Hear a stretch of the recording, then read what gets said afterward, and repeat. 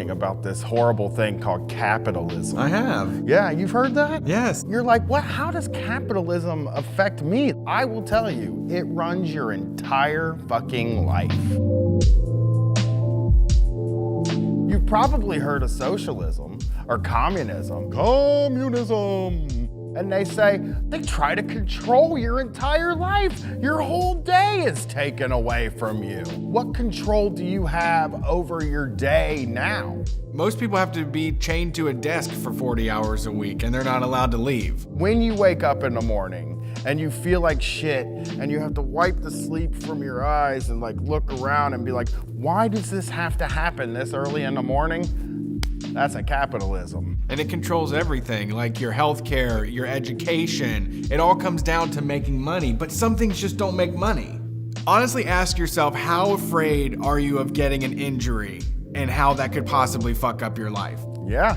You're being stopped from skateboarding, breakdancing, doing anything fun, because if you get injured, you're fucked forever. You can't go to work. And so then you have all these people that say, well, we can make a kinder capitalism, a more conscious capitalism. It isn't gonna fucking happen. We need anarchy, we need socialism, we need communism, we need anything but more capitalism. But wait, Brett. When you go to the grocery store, you have almost unlimited choice. You can buy 100 different types of cereals. All made from the same stuff with different graphics on the outside. All corn. It's basically just a bunch of boxes of corn. That's capitalism. It actually treats about 1% of the population like humans, and the rest of us like tools for those superhumans. You don't have any money, your bank account's low? I know where the money is. Jeff Bezos has it, the Waltons have it. And they took it from us, right? They took it from us. We're just getting our money back. Yeah, your work made that money. You deserve that money. That's your money. The 1% has never decided to do the right thing. That's why we have to take power and just spread it out among the 100% of people that exist. I mean, I tell you what, even the jobs that paid me nothing, like when I was first learning them, it was like, all right, I can do this. You just need somebody to get the plates and make them go from here to here. I can be the master of that. I was really into that, and I can do that. But after a while, it's like, you guys treat me like shit, and I get the plates from here to here every fucking time, and you talk down to me and shit. What's going on? Jesus, you're counting my lunches. Like, you're looking at what I'm eating. You're like figuring out when I'm going out to smoke. Like, all of a sudden, you're in my shit. But all you said you wanted from me was the plates to go from here to here, and I'm getting the plates from here to here. God, that was the most accurate representation of how I feel when I get a job. At first, I'm helpless. I'm a little baby. I'm sucking off the teat of the manager to tell me what I need to do. You know, I don't want to, my wings aren't fully formed yet. And then once I learn what I'm doing, I'm like, you know, y'all could treat me a lot better for this. I deserve a lot more for this. Wow, this is some bullshit right here. Now that you kicked me out of the nest and I'm flying through the sky and trying to flap my wings here, I don't think you're giving me enough. I don't like this You at didn't all. set me up right.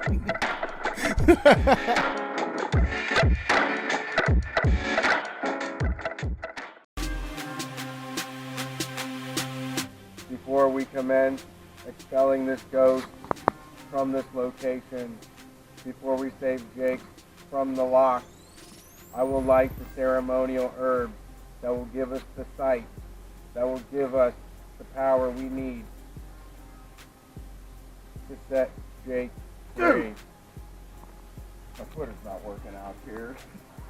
Let's see if you can get a ghost.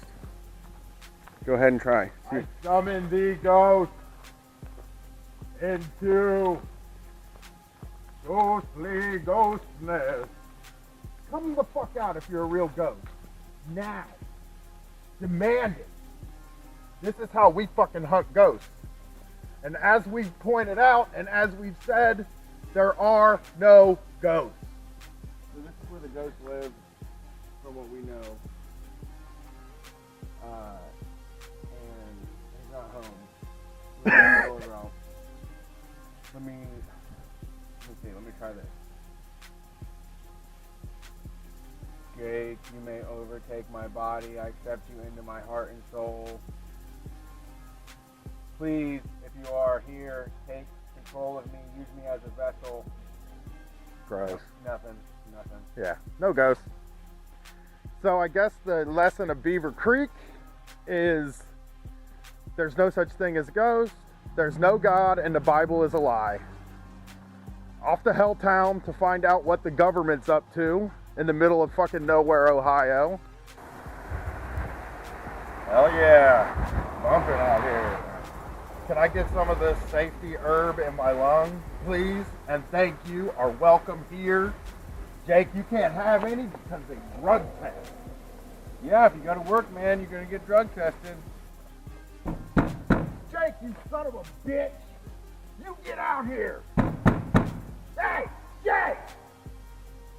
Ain't coming. He ain't coming because he's afraid of me, Brian Quinby from Street Fight Radio. Brett, would you like a shot at Jake? Yeah.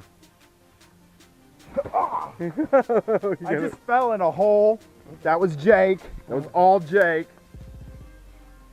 I think we found the ghost. Jake won't let you see your mention. He's like, don't look at your phone while you're at work, motherfucker.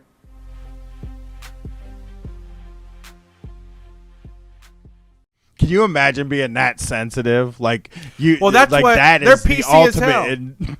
Hey, you know what? This is the freest goddamn country, and it's so free that if you don't stand up, you aren't a free person. And goddamn it, boy, if you don't stand up right now, you ain't free. Because this is, you have the freedom to do whatever you want. But I'm telling you, I have the freedom to make you feel bad for doing the freedom. Just get up and say you love it. Just get up right now, Copernic. God damn it. It's so free that you can't do it. You have to. It's free because there's only one way to be. That's why it's free. So be that. Damn you. They don't have anything to live. I mean, their kids hate them. They don't have, I mean, all their money got stolen by banksters and shit. Healthcare's running through the fucking roof. How many times have you gone into work and then looked at your boss and said, what are they doing? You ever think about the levels at a job, Brett? Of course, the people on the very bottom. What do they do? Usually clean. Yeah, and then there is the people just above them. They're the ones that do the second hardest job at the place, right? Deal with customers? Yeah, that sort of thing. And then there's another level above that, and that's the manager that's in the place. Now let's think about what comes after that, right? You might have a guy named like Glenn that comes to your office every 6 months, and you have to lay out the red carpet for Glenn. Think about what the person above Glenn does. Jerry is the person above Glenn, Okay, right? okay. His job is basically going to lunch, right? Yeah, powerful meetings, shaking hands real hard. We're gonna go up to the CEO now. The people that sit around a table and who knows what they're doing? Nobody knows what they talk about. Playing cards. What connection does that person have to what you do and what the customer gets? It just seems like you could really chop like 5 or 6 levels off of any job and the company would still run perfectly. Think about your job. Now imagine your manager isn't there. How much smoother would your day run? I mean, how many of you work a job where you don't even know who the fucking CEO is of the company? That means they're absolutely useless. They're parasites. They're on the top, getting most of the money, sending their kids to private school, driving the fanciest cars, and they can't make a sandwich. Every new level of hierarchy is more money coming out of your paycheck. Unions are fucking great because it's not HR. You need solidarity with the other workers. We need to use that and exercise that. You and your other workers are the most important people at that company. I mean, hell, the way I think about it, maybe you don't get a union at all and you just take the whole company away from the bosses, and that's called a co-op. For the almighty dollar, everyone's a slave. Cause what's the point of doing shit if you ain't getting paid? Oh my God, have you heard the news? Kids are dying of kratom. That's not true. They're injecting it into their veins. I don't think that's happening. An ABC Action News exclusive. A mom says a popular herb killed her son. The most recent death happened in early June. Kratom, also known as metrogenine, was one of 4 drugs blamed for his death. This was like the devil's drug. It really is just a green powder that makes people feel better. Yeah, it's a leaf. It grows from the ground, you smash it up, you make a tea out of it, you throw it down the back of your throat, you eat some capsules, and You feel better, your mind's clear. And most people that use Kratom don't have access to healthcare or prescriptions or any of that regular medicine stuff. They get it from local stores or online. Let's do an example here. You're a young person. You don't understand how all this works. So let me explain this to you. When you get hurt in your older age, let's say you're 34, you work on a roof, you fall off and you crush your fucking heel, right? It's all shattered. The doctor 10, 15 years ago was like, that's fucked up, that really hurts. You're gonna need some opioids to kill that pain. And then the DEA says, no, you can't have those anymore. These doctors have to tighten up their prescriptions. And now you don't have any, you can't afford them. What do? You can take Kratom. It has the same effects, it's less addictive, and it's more gross. So that even brings down the use. You're not gonna use it as much. Kratom kills the pain in your body. It also cures social anxiety. The government's solution to stuff like this is always prohibition, which means putting more people in jail. How big is your appetite for the war on drugs? I'm sure it's small. It's shrinking every single day. Don't let them continue it. Don't let them outlaw more stuff. Good point. Thank you. Polite It's about just it. not the polite way to have Yeah. sex. That's just I- really one way to have sex gonna- that's polite, and it's to say, ma'am, or sir, or non-binary person, would you like to enjoy some making love with me? And then if they answer yes, then you mount that person and you move back and forth politely, and then you kind of finish it up and you say, that was great, and then you never mention it again. That's the right way to have sex, okay? And folks, and that's why we don't do any sort of sex advice or sex stuff on this show, because there's none to be given. I am wise! I want you to write the polite sex book, like the proper polite method. I just said it. You know, you probably hear people constantly talking about this horrible thing called capitalism. I have. Yeah, you've heard that? Yes. You're like, what? How does capitalism affect me? I will tell you, it runs your entire fucking life. You've probably heard of socialism or communism. Communism! And they say, they try to control your entire life. Your whole day is taken away from you. What control do you have over your day now? Most people have to be chained to a desk for 40 hours a week, and they're not allowed to leave. When you wake up in the morning and you feel like shit and you have to wipe the sleep from your eyes and like look around and be like, why does this have to happen this early in the morning? That's a capitalism. And it controls everything, like your healthcare, your education. It all comes down to making money, but some things just don't make money. Honestly, ask yourself, how afraid are you of getting an injury and how that could possibly fuck up your life? Yeah. You're being stopped from skateboarding, breakdancing, doing anything fun, because if you get injured, you're fucked forever. You can't go to work. And so then you have all these people that say, well, we can make a kinder capitalism, a more conscious capitalism. It isn't gonna fucking happen. We need anarchy, we need socialism, we need communism, we need anything but more capitalism. But wait, Brett. When you go to the grocery store, you have almost unlimited choice. You can buy 100 different types of cereals. All made from the same stuff with different graphics on the outside. All corn. It's basically just a bunch of boxes of corn. That's capitalism. It actually treats about 1% of the population like humans, and the rest of us like tools for those superhumans. You don't have any money, your bank account's low? I know where the money is. Jeff Bezos has it, the Waltons have it. And they took it from us, right? They took it from us. We're just getting our money back. Yeah, your work made that money. You deserve that money. That's your money. The 1% has never decided to do the right thing. That's why we have to take power and just spread it out among the 100% of people that exist. I mean, I tell you what, even the jobs that paid me nothing, Like when I was first learning them, it was like, all right, I can do this. You just need somebody to get the plates and make them go from here to here. I can be the master of that. I was really into that, and I can do that. But after a while, it's like, you guys treat me like shit, and I get the plates from here to here every fucking time, and you talk down to me and shit. What's going on? Jesus, you're counting my lunches. Like you're looking at what I'm eating. You're like figuring out when I'm going out to smoke. Like all of a sudden, you're in my shit. But all you said you wanted from me was the plates to go from here to here, and I'm getting the plates from here to here. God, that was the most accurate representation of how I feel when I get a job. At first, I'm helpless. I'm a little baby. I'm sucking off the teat of the manager to tell me what I need to do. You know, I don't want to, my wings aren't fully formed yet. And then once I learn what I'm doing, I'm like, y'all could treat me a lot better for this. I deserve a lot more for this. Wow, this is some bullshit right here. Now that you kicked me out of the nest and I'm flying through the sky and trying to flap my wings here, I don't think you're giving me enough. I don't like this You at didn't all. set me up right.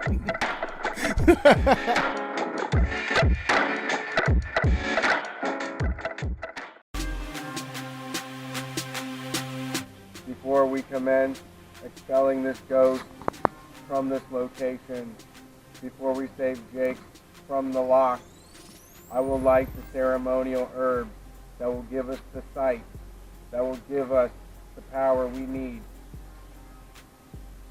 to set Jake free. My Twitter's not working out here. Let's see if you can get a ghost.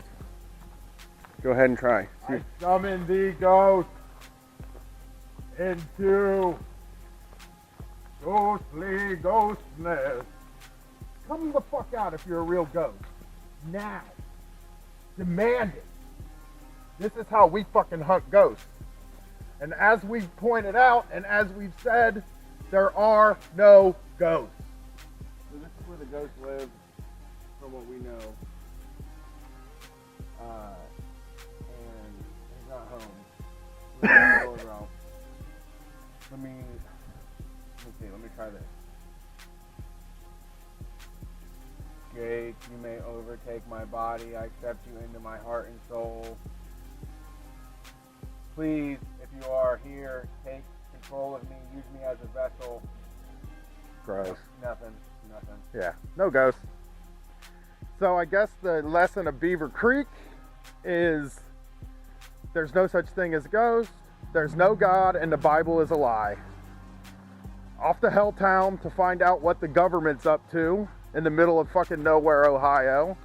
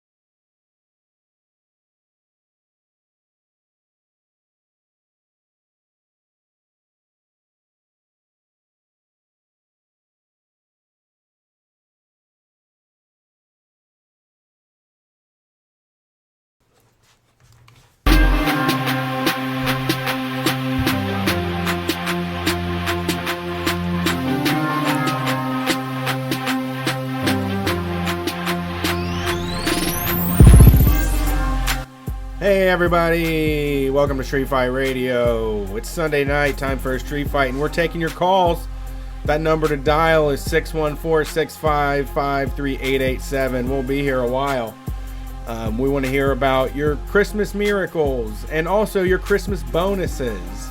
So those might not always line up, those two topics there. We want to know what's going on in the world of working, what your holiday bonus was like, if you got any gift hams, if you had to compete for a lottery, for a turkey, whatever it may be, let us know what's up. We're here to take your calls, 614-655-3887. That number stays the same every single week. We're here 9 p.m. to midnight Eastern Standard Time. My name is Brett. My co-host is Brian. We're Street Fight Radio, the #1 anarcho-comedy radio show on any station across the nation. We've been doing it since 2009 now. Been a decade of laughs, loves, and anarchy, and we're happy that everyone is here. We're still working on our project of getting rid of all of the elites and creating a more equitable society. But until then, you can just crack a beer or smoke a bowl, whatever you need to lose control, and come hang with the gang act orangutan here tonight on Street Fight Radio. If you want more of what we do, head over to patreon.com/streetfightradio. You can get bonus zines, bonus audio, bonus video, bonus every fucking thing. Also extra discount codes for all of our Patreon subscribers.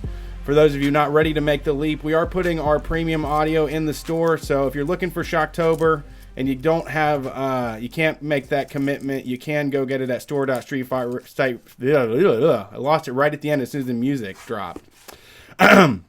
If you want to hear Shocktober, it's available at store.streetfightradio.com. We'll send you a link with all the MP3 files so you can give it a listen. Tonight in the studio, we have regular guest and call answerer Josh. You know him as username Joshua on Twitter. Thanks for being here. Thank you. Hello, everyone. How's your holiday season been? Lot of overtime, but I'm making it. Yeah, I've been working overtime too. I'm feeling like this is a real job. It's driving me nuts. How's your week been, Brian? I mean, I'm working overtime, but my job is like whatever. So sure, just like I'm working every single day right now, and it's like, I didn't sign up for that. Yeah, I'm definitely gonna have to recalibrate things for 2020. It's kind of like I was talking to Chris Wade about this, the producer for Chapo, and it's like it's this really weird thing where like we're all very lazy human beings, but at this time of the year we have to stack a bunch of stuff, so it forces us to have to fucking show up and do a lot of extra stuff for a period of time. And it's like through the year you have like this leisurely job that can just kind of happen when it happens, but at the end of the year it's just like these holidays come up, you don't have time to like relax at all, and on your weekends you're busy, and then you come back and you start working on shows, and you're like trying to have enough shows to make it through the holidays, and it's like, Jesus fucking Christ, does anybody get this time off? You know? It like kind of feels like if I don't get this time off, then who fucking does? You know? Yeah. Absolutely.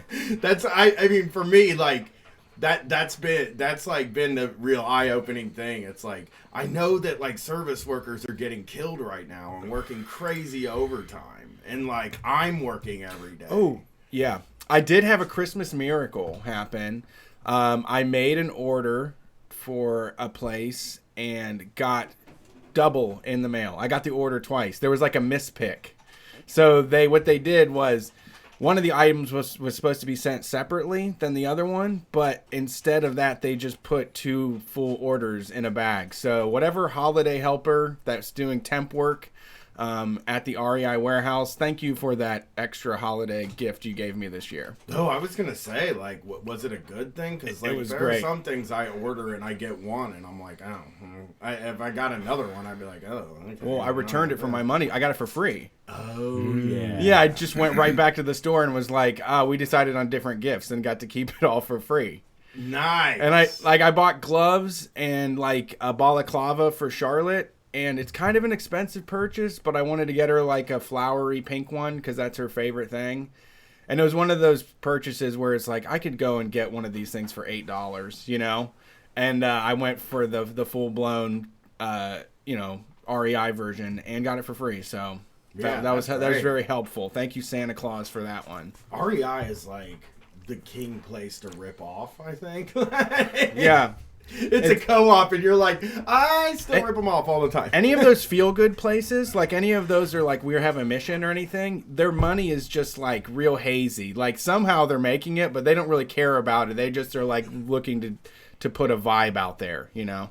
Yeah. Man, yeah. I Also, I wanted to say this is there's one more thing, because some of the people listening to this show that are my friends will get this. But I know that money is a problem and gifts are tough and you feel like you want to get people a lot. The best cheap gift hack is just a picture in a frame. Because you can go when pictures are on sale for like $8. Picture frames are on sales for $8. You can go get printed for 59 cents. And then they put it in their house and they think about it forever. And it's like way better than just a fucking tortilla maker, you know? a tortilla maker. Not tortilla maker. I'm sorry. Quesadilla maker. You remember that? Yeah, what a Kohl's- pointless gift.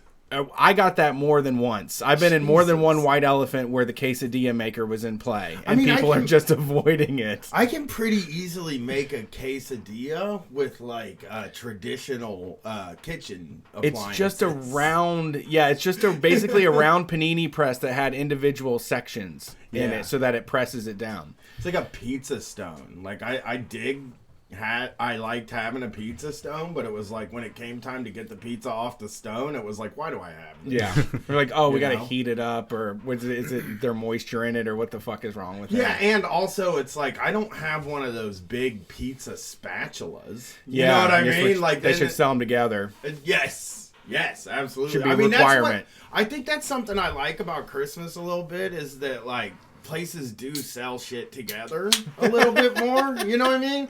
We were at the liquor store the other day and they had the Jameson family pack and it was 3 different little bottles of Jameson and it was like, oh, that's nice. You like a little gift pack. Yeah, or they'll sell you like a bottle of vodka but also 2 cups. Yeah. And a shaker, you know? Yeah. I'm like, that's, gift pack.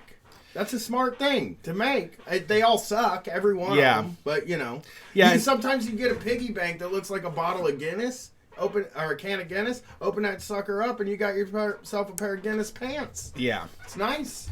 Yeah, I did want to say this is also the time of year when you can deploy my favorite phrase, which is that's a nice one. Yeah. And that's a nice one is what you say when someone gets you a gift and you just want to display gratitude. You say, "Oh, that's a nice one. That's a really nice one." Yeah, I've heard about these. Great. Yeah. No, I usually buy flannels from Menards because I can't afford anything else, and they're all pieces of shit. But the one that you found, it's a nice one. But what you do, you always look at the seams, you look at the construction, you say, "This is really good construction. It's a nice one." It's not one of those like everything else is bullshit. All these gifts, you found the one nice gift out there that they were pushing on us for $14. Yeah. I mean, I have not shopped this week. We did, something that happened this week that was interesting was we went out to a very fancy dinner and I went to the bathroom and they were playing animal noises in there.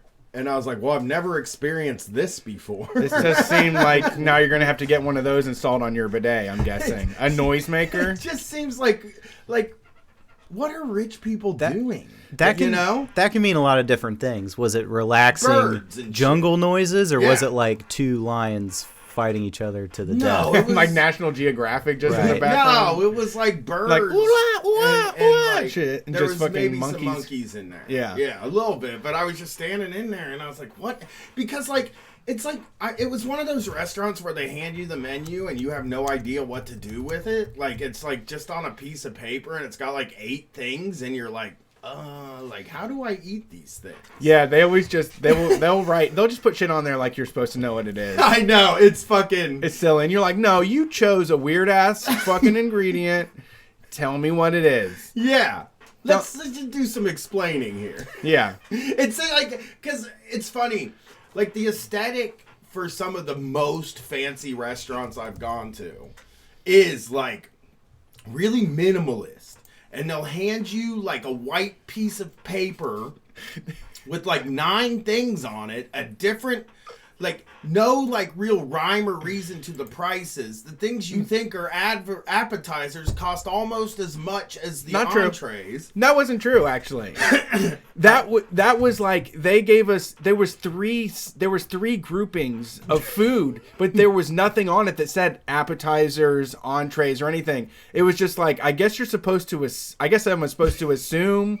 Because this stuff is all here, and at the top that's like the appetizers, because it's in the $7 to $10 range. But it was all under assumption, like I don't mind asking, but I did, and I just felt like an idiot. She was like, yeah, that is what it is. You did figure out the code. Yeah, it is like that whole menu at that place. And I love the meal. The meal was so good. As is with any fancy restaurant, like, of course, the food's really good and stuff. But, like, it really does, like, fuck with my redneck head every time I sit down and try to figure out what I'm going to eat at one of these places. Where you're just like, this is, like, the menu. I'm used to, like, a menu that is either also a table mat or, like, is a book with pictures of the things that I might be eating. Well, also they just do stuff like lime leaf vinaigrette, and you're like, "What does Ken's Steakhouse make one of those, or is that a flavor that I'm not sure what I'm getting into?" I just eat the other part of the lime. I never ate the outer casings or any of the other shit. Sorry, that's probably when I most feel like a rube, when I'm in a restaurant like that. When you have to, I've Googled things before. Yeah. Oh yeah. I look at the menu and I don't know what that is, so I have to punch it in and see what they're talking about. What I do is I ask Brett what things are because he likes weird food, but even he didn't know some of this. Some of the stuff I don't know. Like one of them on it just said bib. And I was like, I guess that's bib lettuce they're referring to, but like they didn't even. Either you know what bib is or not. You know.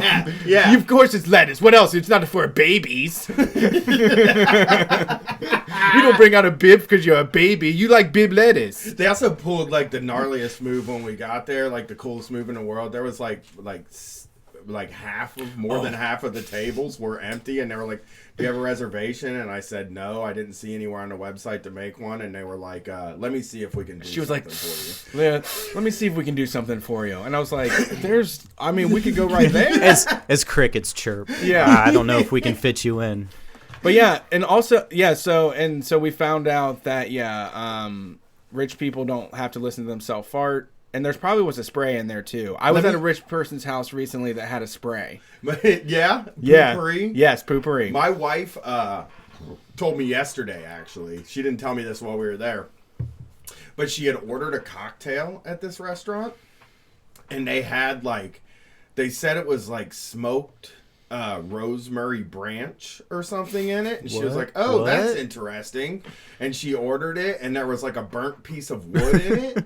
And she said, "I didn't like the taste of it because it tasted like burnt wood in my drink. So I took it out, and the drink still tasted like burnt wood." Yeah. And so it's confused. Like, why am I paying $27 for you to burn wood? Well, there was I remember that, I think I did tell this on the show when it happened, but it was a few years back. There was a new bar right down by the convention center, and it was on another odd level. It was called Denmark, and it was all felt like Jurden Schmurden, like Icelandic wild shit I've never known of.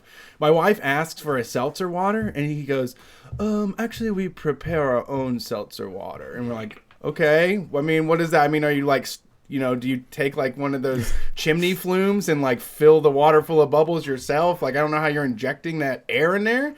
But he comes back, and it's like brown water with this thing on the bottom. And she's like, "What is this?" And he goes, "Oh, that is a piece of chinchoa bark that we placed in there." Of It's course. like, yes. Yes, chinchoa. Is that Thank how you. Get the chinchoa? Does that activate in the water to create the bubbles? I don't know. I'm just an idiot that has never paid $12 for a water before. So don't mind me. I drink out of the hose. It had me thinking a lot about do rich people pretend to like things They hate humans that are weird that regular people don't eat? Is that That's all a lot of it? is? Yeah. Because it's like I ordered pasta. The food was good as fuck. It was so fucking good. I ordered pasta, and it did have marinara sauce in it, but it also had black garlic, and it had some kind of leaf in it. And like What? it was delicious, but it really tasted like spaghetti. You know what I mean? It was just spaghetti? Yeah, black garlic doesn't seem to taste any different than regular garlic. They ran all around the world to get the ingredients together to make spaghetti. Really good spaghetti. Though. Good spaghetti. Cavatappi, actually. Yeah. That's what it was. Cavatelli. Cavatappi, whatever it's called. It was just like that's the pasta. One of the entrees was a bowl of pumpkin and seeds. Like it was like, and it was delicious. It was one of the best like entrees I've ever had, but it really was just a bowl of seeds with pumpkin in it. It was good. It was just, I don't know. How is the pumpkin prepared? Is it? It's not just raw pumpkin pulp, right? No, like what? it's No, like roasted or Okay. something. It had to sear everything. It's a vegetarian wrap. What happened was, my idea of gifts, I think I've said this on the show before, but I guess this is a good way to articulate like what I think of when I think of gifts and parties and surprises and shit for people. And what it is I pick something that I would hate to do, and then I go do it with them. So then it's like he suffered also. Like, not only do I love this vegetarian meal, but Brian suffered. You and being went there. you being a good sport is part of the gift. Yeah, it works every time. I just give you something. I gave my wife a heated blanket for her birthday, and I was like, I just want to tell you, heated blankets are shit. They got those wires running through them, and it's just like, I don't know why you like them, but I got it for you. You know? Yeah. And it's like, oh, Brian hated buying this heated blanket, so this is even more special because he was miserable when he did it. That contrast adds that extra oomph. They do suck, by the way. If you're a listener and you are a heated blanket fanatic, I like 'em. I just, those wires, it's like fucking, it's like covering yourself in wires. It's just horrible. We don't go direct skin to skin on it. Like, you don't go directly onto the heating blanket. I mean, there's a sheet you can put in between you. Oh, not my wife. Heated blanket's the bottom layer for her. Oh, she sleeps on top of it? No, what she does is, I make the bed, right? Every day when I wake up, I make the bed. And I take all the stuff off, and then I put her heated blanket on her half of the bed. Okay. And then I put the sheet, and then the comforter, and then I fold it down, and then put the pillows on. And then now, at the end of the night, I can crawl into my cold side with a fan on it, and she can climb into her warm side with a heated blanket. Now she has a heated blanket for the living room, which I keep at 58 degrees, and the bedroom, which I'm gonna put on my blanket. Always hot in the bedroom, you know. Oh, one of the things I really wanted to get you this year, and your birthday's in February, is a car blanket. Like, I've noticed that there's a lot of car blankets now that you can like plug into the outlet in the car. That sounds awesome. And I was just like, Brett would love this when he's driving with me and I'm trying to stay awake and I make it very cold in the car. Yeah, it's hard to regulate. Yeah. It's gonna snow on my way home tonight. Not real it's happy about that. Real bummer.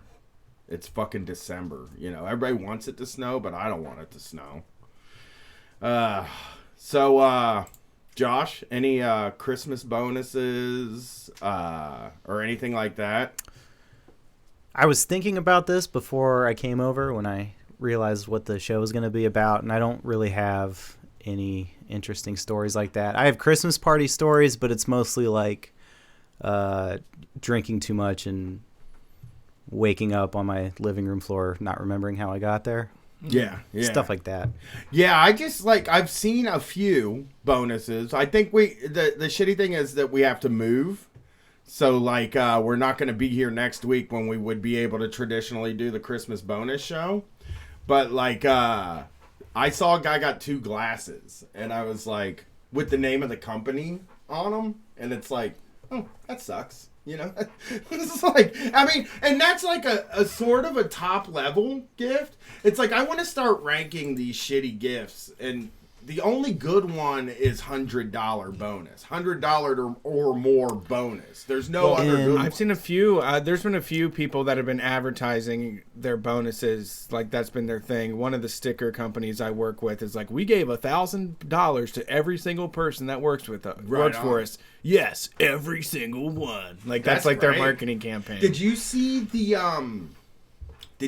the thing where it was like a real estate type company and they read their bonus, and it basically worked out to $50,000 for each employee, and it was like, holy shit. It was based upon how long you had been there, and I think so. Yeah, the people at the bottom obviously got nothing. Well, I mean, I think everybody got hooked up, but the people that were there the longest got like a fucking ridiculous amount of money. Yeah, it's just one of those shitty things where it's like, just split it all evenly.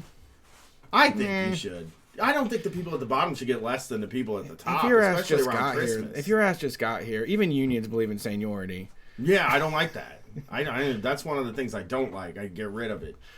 Yeah, Actually, I talked to somebody about that because I was like, kind of like saying, I was like, I think it builds antagonism between new union members and old union members, and the person really turned me around on it by saying, but yeah, one day you become an old union member, and then it's better. So it's kind of like what it's like when you're a kid and your parents are able to tell you what to do, and then they don't have to tell you what to do anymore, and then they get old and you tell them what to do. So... All right. We got some calls. Is the phone working? Yeah, the phones were popping. Yeah, the largest bonus they handed out was $250,000 actually. Jeez, at that real estate place. Didn't even fucking need it. It says so, but Right, they did fall in line. The smallest amount was $100, which you said was the number, the least shittiest bonus gift is just $100 straight, right? I mean, like, if we're ranking the types of bonuses that our listeners get, right? Like, getting $100 to $200 is a huge fucking deal. Because so many of the bonuses that people get when they call into this show are like coupons. Or fucking Walmart, like $20 Walmart gift cards and shit like that. And it's just like... We bought everybody entertainment books. Yeah.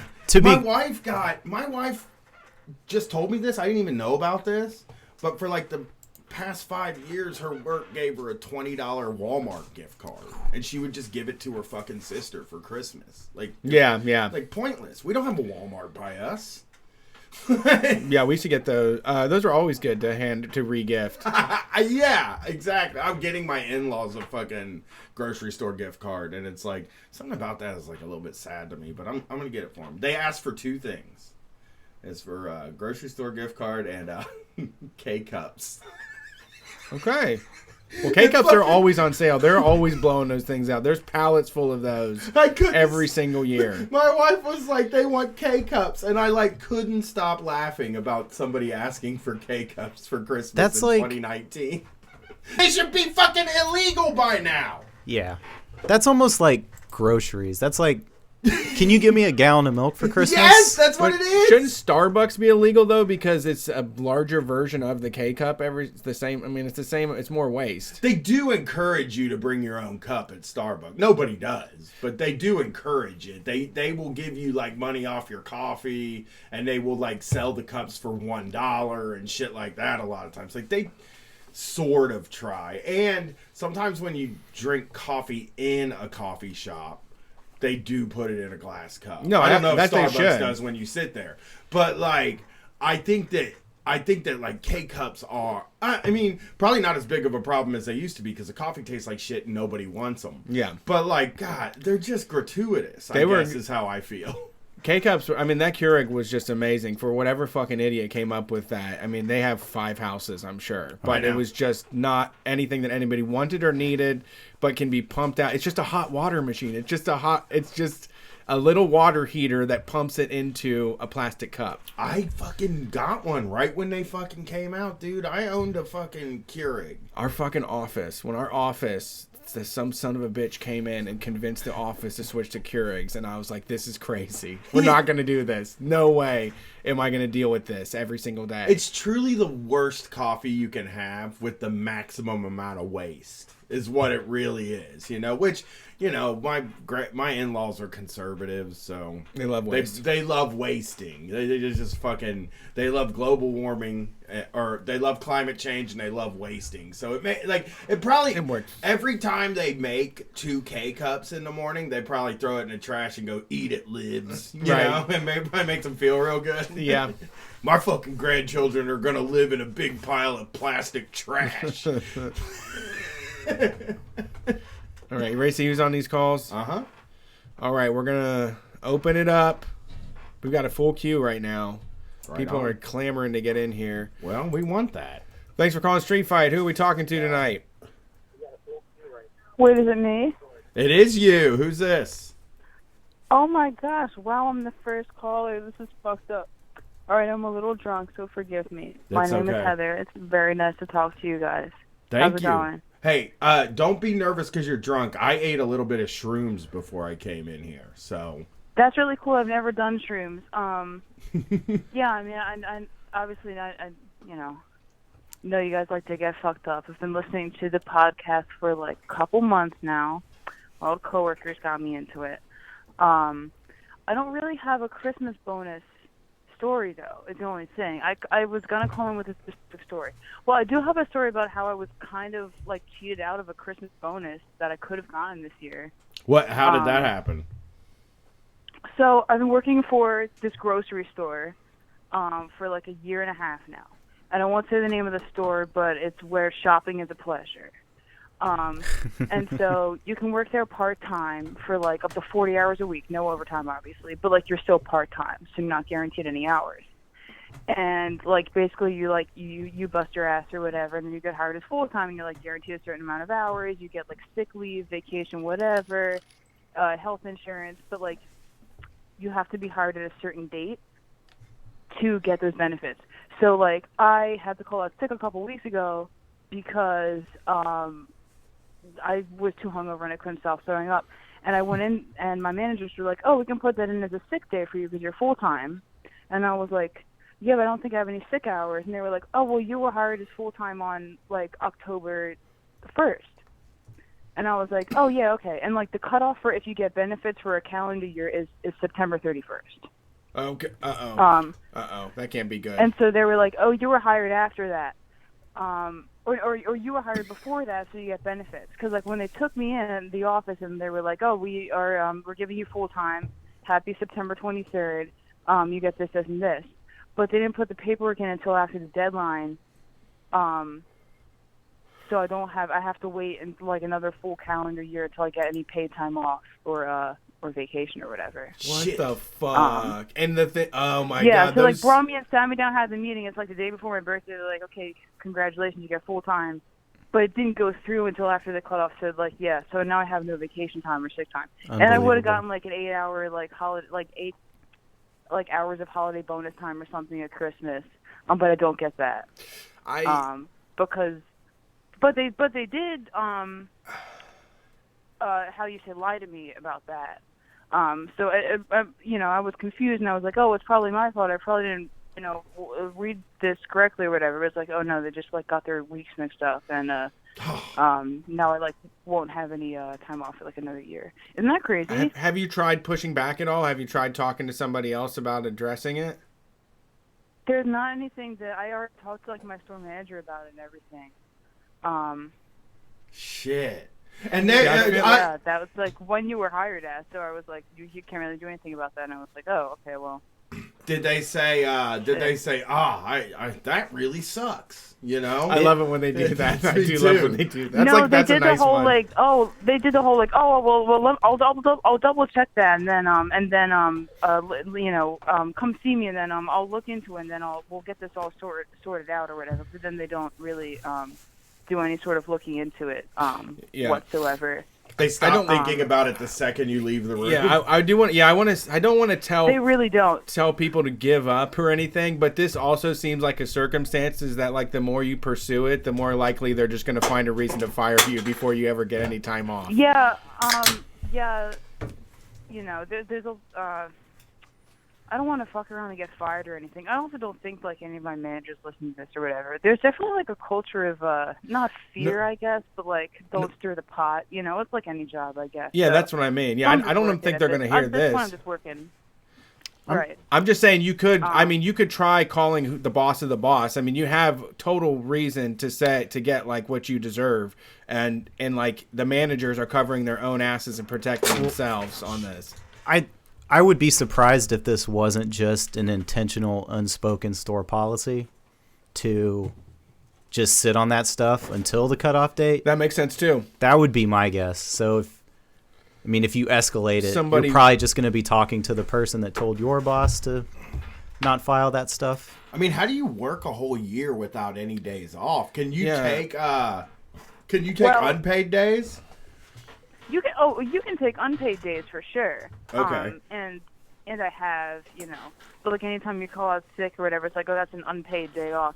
But like none of your hours worked counts until you're hired as full. Like you accumulate hours or whatever, like any other job. It's like, oh, you work a certain amount of hours, you get this many vacation hours, but only full-time hours count. So I worked for this place for like a year and a month, and then all of my hours that I worked didn't count towards any of the stuff that I would potentially be getting now. I think it's so and it won't frustrating. count.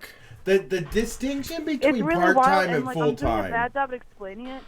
'cause, No, like, I get he does it. a bad job of explaining it to me, and then I sound like a fucking insane person. No, I fucking get it. When I I get try it. to be like, I don't even know how to deal with them screwing me, because they could pull out some paper and be like, oh well, it's actually this, and I would be like, oh shit, and then I feel like an idiot, Yeah, But, there's not a lot of protections there, and I totally understand. That is a tough space to be in. I've been there with that human resources thing where you're just like,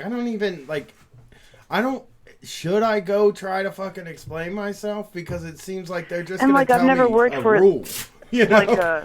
Like I don't know what's the I've never worked for like a big company. It's all been like small businesses or whatever, like chain restaurants that were like a front for money laundering. But I was in college, I just worked there, and it was very much so like. So now I'm here, and it's like, oh, you can go to this person. It's like, wait, what? They're just they're giving me whiplash with all this other crazy stuff I have to deal with. I'm just used to being like, oh, I'll there's 7 people that work for this company. I'll just talk to like the one guy, who's the manager, who's my friend or whatever. Yeah. When we talked about when we originally like coined the term small business tyrant, it was because me and Brett were talking about how like people who work at small businesses have direct access to the ownership and the people, which means that they can punish you. I mean, like, it sucks because they have their eye on you, but working at a big company means that there is like just a big vague like machine that you have no idea how to confront any of your issues, and everything seems like immovable, if that makes sense. It's really scary. I feel like I work in the I don't know, it's like fucking Brazil or something. Like, I got written up for a bullshit reason the other week, which is, it was really wild. But they sat me down. They're like, yeah, you have to like make sure that you're washing your dishes the right way because they're pulling cameras. And I was like, who's pulling cameras? And they're like, well, we're just trying to hold everyone accountable. They're like, my manager will take me aside and say this crazy. So like, they're pulling cameras, and it's like, number one, who's pulling cameras? Number two, I love that you're term. gonna look up security footage of me doing my dishes fast. That is I know way shitty, so you could write me up so I won't get a raise, like a 25-cent raise in 6 months or whatever the fuck. That is like, that is a phrase to bully people. Like, that is a phrase to It's just say like, nuts, you right? better be afraid. You better be fucking I afraid. actually- They're pulling cameras. You can't say shit. Doesn't matter what the paperwork says. Doesn't matter what Samantha says. They're pulling cameras. I have a story about that, actually. Like, I know a person who was working at a place that was told, like, stop drinking on the job. They're looking at camera footage. And they were like, they're not really looking at it. And then them motherfuckers fired them because they fucking looked at camera footage and caught them drinking on the job. And it's like, they gave, like, he was pulled aside before it happened and said, like, they're going to be looking at camera footage of you drinking on the job. And he was just like, there's no fucking way they're going to do that. That's, like, such a pointless thing to fucking do. You'd have to sift through all that time of me working and stuff like that. but And then it ended up they're happening. paying someone to sit there and look through all of it, and you never fucking know, I feel like. That's Yeah. why I'm like, It's always like these veiled, it's not veiled, they're real. It's always these threats. There's always these like, the best example of it is when you get a job at like a grocery store or something, and they say, we got cameras in here, they can read the date on a dime, just to let you know that they can see literally everything you do, and you're supposed to just be like, okay, well, I guess now I feel like I'm in prison instead of work. But and they're also like big corporations, especially ones where you have to clock in and out, are so strict on breaks. I have gotten I'm allowed to get 4 late in a 6-month period of time. What's late? And this will be my last ramble about the job before. Late, wouldn't you like to hear it? Late is 4 minutes after the time you're allowed to clock in. So I have to be there at 5 in the morning. If I punch in at 5:04, then I am late. And that's the same as being like 30, 40 minutes late or whatever. Woo. That should be 7. What 7 happens? minutes is the It should real be like grace period. like 5, a nice round number or something. Well, And 5, it's like- some psycho that is like running the company thinks 5 minutes late is unacceptable. That's exactly what it is. Is they're like 5 minutes actually means late, and I'm tired. I don't want this shit happening. That's just one fucking crazy person's like thing in their mind that if somebody makes them wait 5 minutes, then they're pissed off. You know. It's crazy though because I stay every day pretty much. I always have to cut time or whatever so I don't go into overtime. I stay like 15, 20 minutes late at that job like every day. And it's just like the most striking thing is they're always yelling at me like, oh, you clocked in at like 10:04, you're supposed to be here at 10.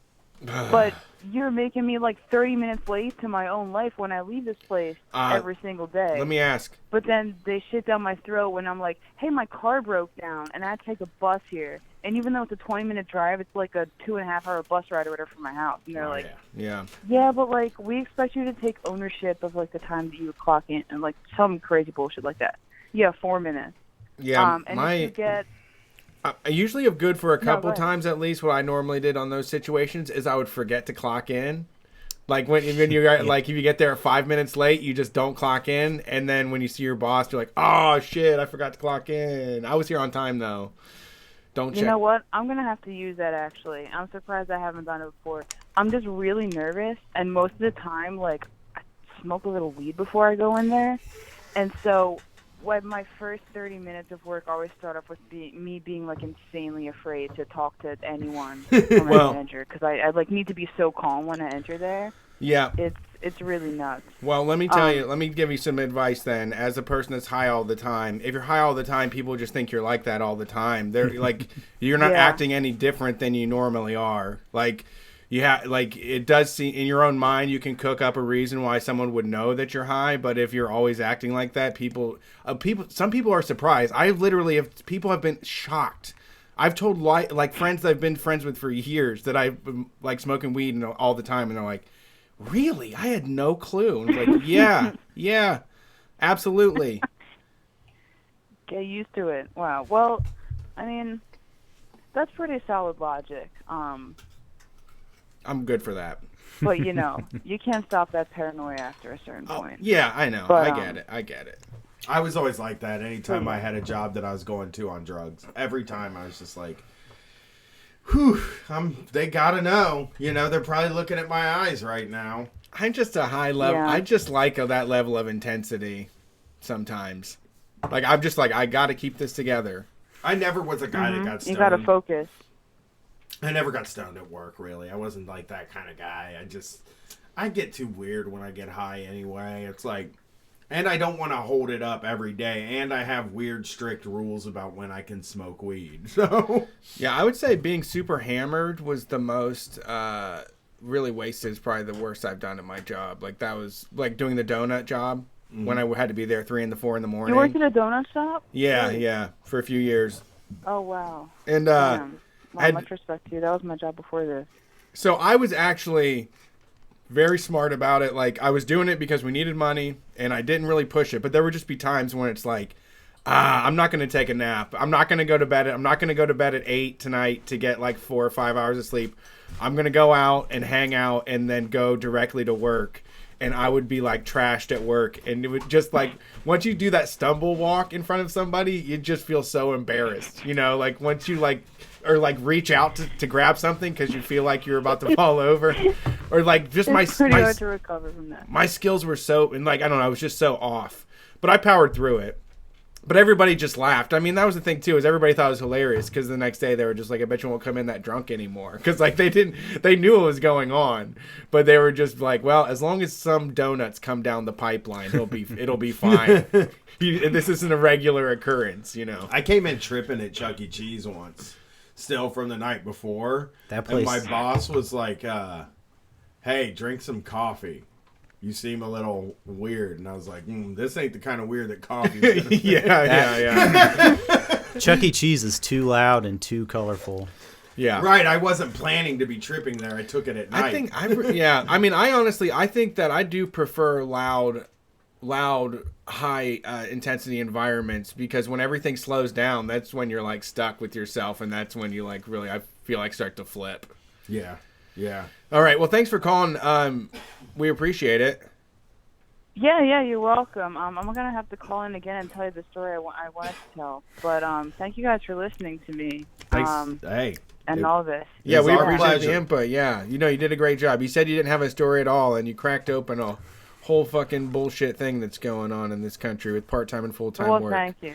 I fucking hate the part-time, full-time designation. I do. I want to outlaw that. Absolutely. I mean, it's one of those things where everybody knows somebody being affected by it, and the only option that they offer for us is, that just is going to put a fire under your ass to try to figure out how to get a full-time job. Like that's all they're doing. They're not saying like these companies are unwilling to have employees anymore. People I've been listening for years about people at Target fighting to get hours and shit from each other, and not being allowed to, or being told to clock out. All right, ready for this next call? Yeah. Thanks for calling Street Fight. How's it going? Happy Honda days. Happy Honda days. Happy Toyota December to Remember sales event. Hey guys, Caleb, the Raptor guy. What's up? We haven't talked to you in a long time, Caleb. How are the Raptors? Yeah. What was that? How are the Raptors? Raptors are good. Right now, I'm spending my time working for UPS in California, so I some insane shit happened on Friday that I can talk about in a second, but yeah, California, it's like 60 to 70 degrees out during the day when the sun's out here, so there's Raptors everywhere. Man, you get around everywhere. Weren't you on the East Coast like earlier this year? Yeah, it's like when I came through the studio, that's coming up on a year ago, because I was going to Delaware for a job, and then I fucking went to Oregon for a job, and then to Idaho, and now I'm in California. It's all over the fucking place this year. Caleb, could we send some of the wayward youth that listen to this show to learn something from you? Could you take them on as apprentice, and they could study under your tutelage to learn how to travel the country and do science? Yeah, that'd be pretty tight. Yeah. All right, I'm gonna call on you on that for that project someday. All right, cool. Yeah, like how's UPS? Is it mandatory overtime?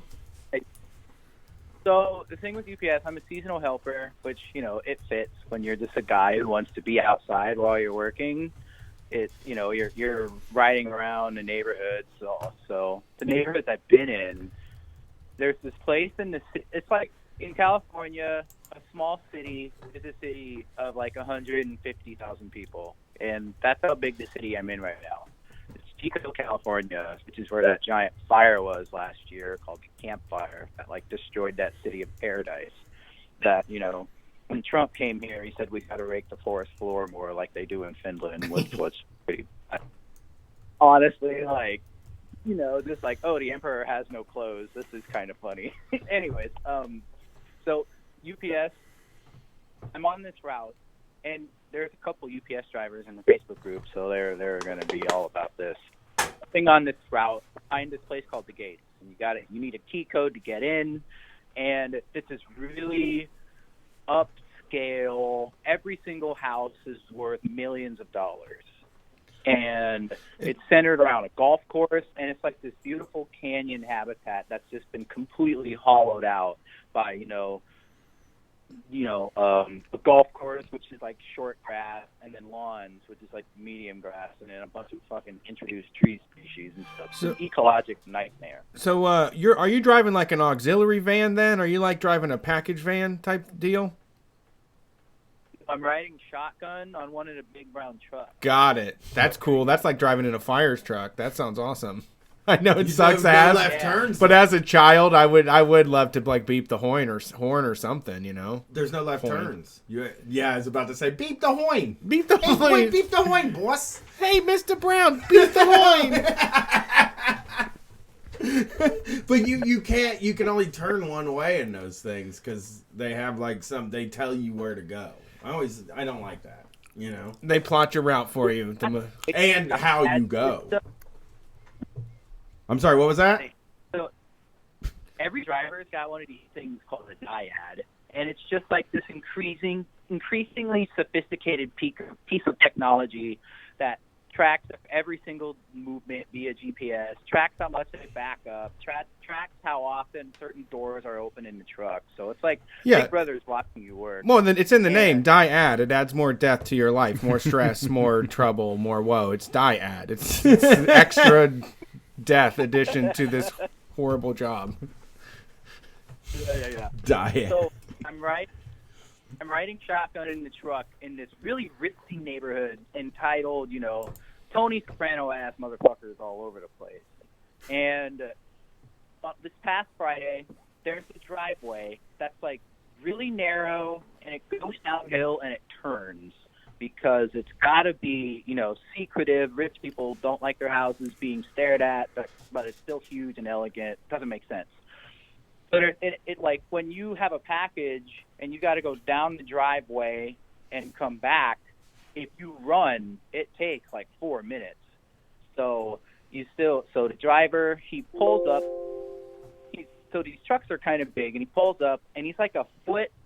His 2 passenger side tires are like a foot on this guy's driveway, who we just delivered a package to. I just ran to this guy's front door and dropped the package, saw his wife and everything.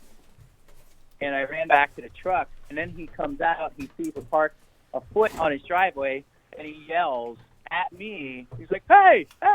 I turn my head. He's like, can you move your truck off my driveway? And I was like, okay. I ran up to my driver was sorting in the back, looking for the next stop or whatever. And I told him, hey, this guy wants to talk to you. He wants you to move your truck. Because I was about to be gone for 5 minutes. So he gives me the package I need. I run. And in the time I was gone, this guy had come up to the truck and was like taking steps up into the truck and like threatening him and like swearing at him and stuff, and like started taking pictures of the driver because he didn't immediately and directly comply to like the customer's request of moving his truck a foot off the pavement, and he just blew up. He went from 0 to 100 like immediately. He like swore at me, swore at the driver. He called the driver a fucking asshole, and it was all for parking foot on his driveway. And like I saw him, he took a picture of me, and it was just like, whoa. It just demonstrates like a fundamental lack of understanding of like the clockwork of Christmas is made by these logistics companies like FedEx, UPS, and OnTrack. And then there's so much like weird Orwellian shit going on with all those companies that's just Can crazy. I please cut in here and defend the rich person, because everybody knows that a driveway only has a certain amount of times a tire can touch it, and like you took one of the times that tires can touch his driveway away from him, and now he's going to have to spend money to get it repaved one time earlier than he was originally going to have to. Also, I'll say this: if we get rich, I'm going to buy a huge house that everybody can see. And then I'm going to make a big sign that says, this is Brian's house up above it. So everybody knows that I'm rich and I have the biggest house. Okay. That's all. You know, this is like, my dream is to show everybody who doubted me that I'm great, and that's the way to do it. No, I'm kidding. I mean, I had the same thing about driveways with the cable truck. Really, it like people really have like a huge attachment to their driveway for some reason, and they will make you park 100 yards away. It is an opportunity for them to have their actions backed by a legal contract. True. Right? True. Yeah, like that's just an opportunity for them to be an asshole. It's just taking it out on you. I mean, honestly, I don't know how much trouble you can get for this, but I would have wrote that motherfucker's address down. I would have saved that for 5 years later. But what I'm saying, yeah, because there were times when you work for the cable company, like sometimes you got to go in somebody's backyard that isn't being serviced so you can get to the stuff, right? Like, and it's legal. You're allowed to do that. There is an easement, and you're allowed to, in between houses, there is a section that I don't know how big it is or whatever. It's just a few feet, but that's nobody's property. Yeah. And sometimes it would just be like, this driveway is really fucking long. It's the middle of the fucking day. Nobody's coming here. I'll just fucking park here. I'll walk up to the back and grab it. And I would come back and there would just be some aggressive ass motherfucker standing next to my van in the driveway just waiting for me to yell at me. Not going anywhere. Just mad because if he wanted to go somewhere or park there, he couldn't. Yeah. It's crazy. Property rights suck. Yeah, man. no understanding of like, hey, I love having internet and electricity, and I love having the opportunity to drunkenly order an avocado slicer and have you bring it to my house with 6 hours later, Yeah. I like that. So I'm going to give up one use on my driveway. Yeah. One use. I mean, just come one on. use. It's Just a little it's just a stress test. Yeah. I mean, come on. People with their driveway, fuck your driveway. Yeah. Like, you know how many people drive on a freeway every day? That doesn't need any. Driveways are fucking dumb. I fucking hate driveway. Now I'm mad about driveway. I'm pro driveway because I'm anti parking on the street. I actually decided this week that no more parking on the street at all, ever. Where you park then? You get one vehicle that you put in your driveway. There are a lot. Brett was complaining about this, and it's rightfully so. There are a lot of people in my neighborhood who have driveways that just park in the street for no reason. Yeah. And like, it is sort of frustrating when you want to have visitors over. But that is a wild story, Caleb. And are you still doing any of the Raptor stuff though, man? Oh, yeah. So I'm just doing this for a couple of months. Before this, I spent like 3 months right outside of Boise, Idaho, like doing nothing but trap raptors. And that was pretty sick. That sounds dope. Boise, Idaho, cool. Should we go there sometime? Yeah, I mean, I don't know what like the listenership is Boise. I'd be interested in knowing. I think there's a couple of folks that live in Boise that listen to the show. We'll just throw a private party. We won't call it a show. We'll throw a private party in Boise, Idaho. Just a dozen of our closest listener and friends. I want to fucking go to places like that, but you're right. I mean, Brett was saying this to somebody yesterday. It's just like we don't have the base in places like that, but it's like I do want to fucking stand on stage in Jackson Hole, Wyoming and perform. You know what I mean? Or Missoula, Montana. Like, I want to do that stuff because it just feels like... Huh? The interior West, yeah. Yeah, because you don't... Those places... Like we have been trying for probably 2 years to do Salt Lake City, and we cannot figure out how to route it in a tour. Like, it's in the most impossible location. If Street Fight ever does a festival, we'll do it in Salt Lake City. I'm kidding. That's definitely not where we're going to do it. But it would be like the only way we could ever go there, Do it in Western Colorado.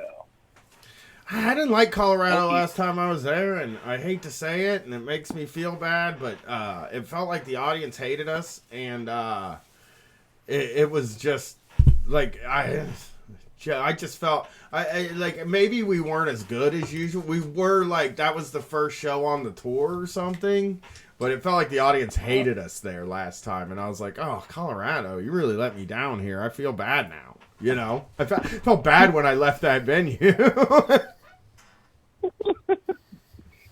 I love being honest about how I felt, and then people like apologizing to me later on. Like it's like you don't have to apologize, man. That's how you was feeling. Hey, you weren't feeling rowdy that night, and it's okay. It was a Sunday night, you know. That's fine. Oh. Yeah.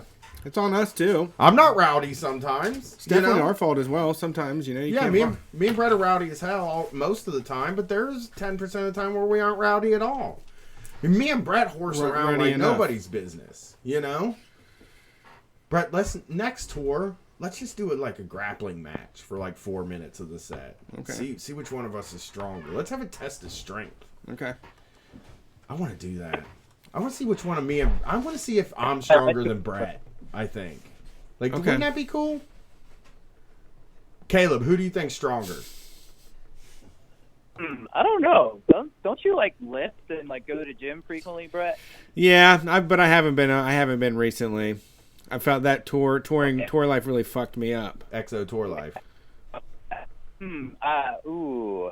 If it's like sumo style, Brian's gonna have an advantage. Yeah, I'm not. I mean, I've always been a slight of frame for a dude, and weight and height is usually what decides strength. Yeah. Oh yeah, I know. Because like when I was small, nobody would ever ask me to do anything, and now that I'm big, they're like, "Hey, can you help me move the couch?"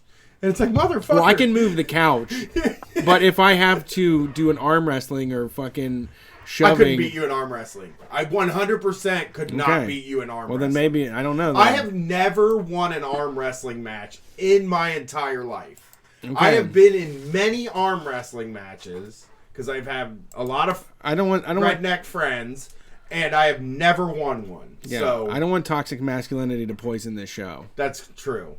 Well, I mean, what if I? What do you mean fighting though? Then what do you mean a fight? Like we'll just lift things. Oh, but I actually do that, so that's probably not the best thing. Well, I do it too sometimes. Like there's never been anything where I've been like I'm afraid I can't lift that. You know what I mean? That's just me, strong guy. Then you haven't tried hard enough because I've actually went to the limit. You've went to the limit? Yeah, Caleb, I've tried to lift stuff boxes? I can't lift. Yeah, that's what weights are. Caleb, what's the heaviest box on your truck? Good question. Probably because you have to kind of base it off like density. Like the big dense ones really suck, and that'd be something like some people just have fucking generators brought to their houses. Jesus you know, like Christ. yeah, like yeah, you know how things are based off your reaction. It's fucking insane. So you know, we have like a hand truck we use for that shit sometimes, but sometimes it's just like the only thing, and the driveway's kind of short, so it's like fuck it. I don't want to. I lift, so it's like you just if my arms are long enough to do corner to corner, I can usually carry it just fine. But if it's just it, but yeah, you got to get the hand truck. But generators are probably like the heaviest. Oh, generator. The biggest. That's like an engine, right? That's yeah. Like somebody throws an engine in a box and you got to carry it. Yeah,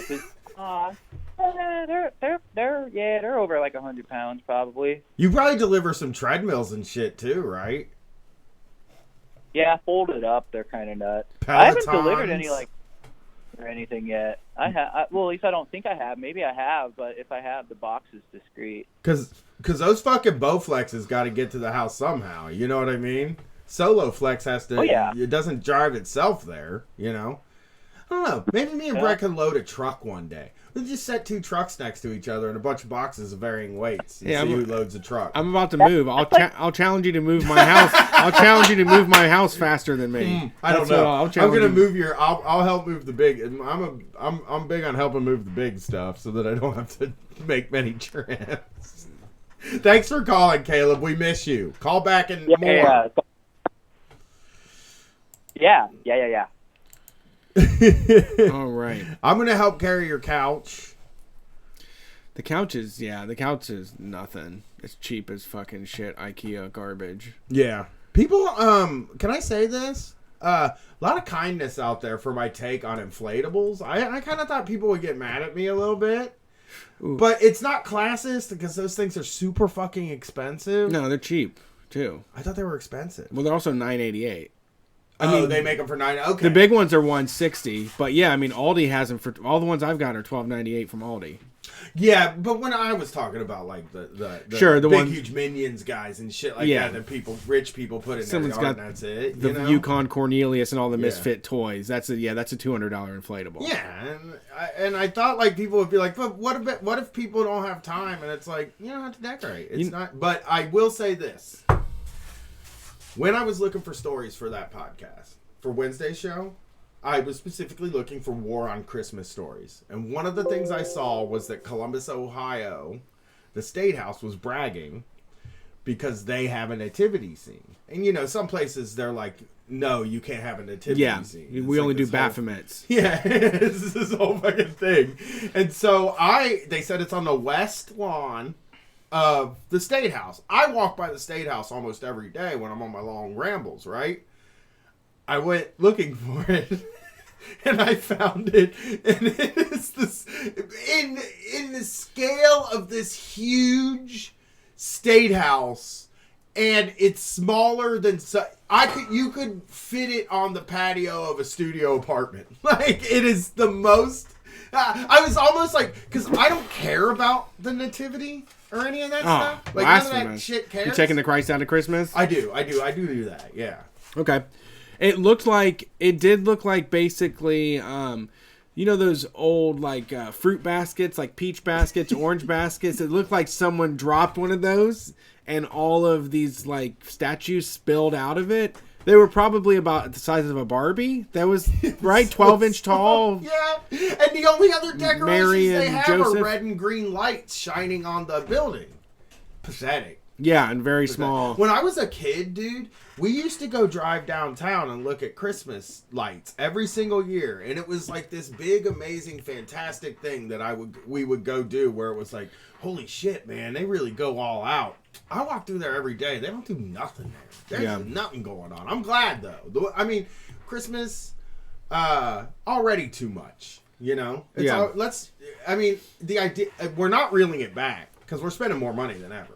Yeah. But reeling back, at least, it like makes me feel like if we're reeling back the decorations, maybe we'll reel back some of the spending, but keep the day off. That's the problem with reeling back holidays, is then they become, people have to go to work now. Yeah. You know? Yeah. Big moral conundrum there. Since we're policing Christmas this year, this has bugged me because I went to go sell clothes, and I went and saw that they had a whole, like, 2 or 3 racks filled with ugly Christmas sweaters, which was awesome. And because I've been hipster for, like, 2 decades now, like, when we did do ugly Christmas sweater parties, we would go to the thrift store and just try to find something hideous, and that was, like, what was fun about it. And going to the mall today and going into Target, and I'm just looking at it, and I just am like, there's 120 ugly sweaters that we created just for this year, and there's like 40 fucking Targets in the Columbus area, and so there's thousands of these fucking stupid ass sweaters when we could just use the old ones that were already made. Like it just, the whole thing, that Tipsy Elves that's on all the podcasts that advertise and shit, they're stupid fucking sweaters. They do a Slipknot sweater or a fucking Game of Thrones, Hello Kitty one, whatever the fuck it is, but it's just more stupid, cheap garbage when there's already a bunch of kitschy, cheap garbage for Christmas, like right there for the taking. And I fucking hate that. You're right. No new Christmas sweaters. I know. I do have one, but you know. I walked by like a group of guys yesterday, and like all of their Christmas sweaters had like intellectual property, like from Disney or Netflix or something on them. Like every one of them, and it's just like, you didn't have to make that. We went to Spencer's, and they had some that were like $75, and they had a Frosty the Snowman, like a carrot with snowballs hanging from the bottom of the sweater, and it like lit up, and it was all about like fucking something about Frosty the Snowman's dick. I don't even remember what it was. There was ones. There was a knitted one with like reindeers fucking each other and stuff. Once again, $75, fitted with lights and everything, and it's like, yeah. What is Spencer's there for, man? Yeah, I swear, if you were watching a stream and you had seen Brett's face, you would have died there. He looks like when somebody asks you like to do a chore, or like when your daughter asks you where the sky begins. Yeah, we went to the Bummy Mall, which is not bummy anymore. It actually is kind of revitalized. It's my favorite mall in the city because it almost died, and then all the business that filled in were actually kind of cool. I know. The coffee shop that looks like exactly like a Starbucks. They didn't change anything inside, but they just changed the name of the coffee. They just bought an old the mall like dipped into like recession, and they were able to buy it, but now everything is filled again. Yeah, it's so weird, and it's all weird shit. There's like, I remember I was in there not too long ago. They had a fleece blanket store. Yeah, there's like a medium pimpin' hype beast store there that just has like the most Champion I've ever seen in my life, like the widest arrangement of Champion gear I've ever seen. Yeah.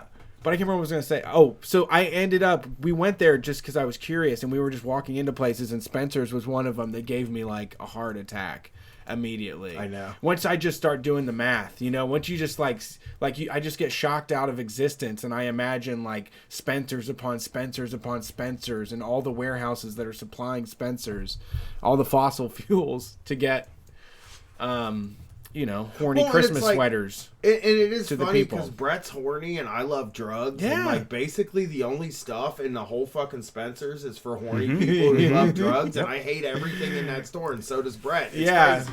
How do they even do that? Yeah. I mean, yeah, they're not even the right kind of horny. Like, their sex toys there are probably dangerous for your private parts. They're not, like, even good shit. Mercury in them. Yeah. There's all kinds of BPHs leaching out of that shit into your fucking beehole. Spencer's always smells weird. It smells different than the other stores in the mall. Like, it's a plasticky. I don't know if that's the hydroxy-foo-foo smell. I don't know if it's BPH specifically, but something about it smells. And the crazy thing about them is that they put shit up to the ceiling. Like, they have hats, like, lining this up to the ceiling up, and you're like, I want to see that hat, but I don't want to bother one of you over here to go fish it down with the big hook. But they have shit just to the ceiling, just everywhere, and you just feel like you just get really scared, and like the walls just feel like they're closing in on you because there's just synthetic flammable product. And at every inch of the place is covered in that shit. It's the weirdest place in the world. All right, let's get back to these calls. Sorry for sharing those Christmas nightmares with you. Thanks for calling Street Fight. Who are we talking to tonight? Hey, what's up? Is this me? Oh, you tell us. Yes, it's me. Hey, it's you. We love you. Hi, you. We've been waiting for you to call. Really. Yeah, we were like, when are you going to call? Yeah. What's up? How's it going? What's your name? Man. Or what's a name? This is Cameron from Portland, Oregon. What's up, Cameron? How's it going? Good. How are you guys? No, we're good. We're good. I'm tripping a little bit. Brett's having a good time. What's up with you?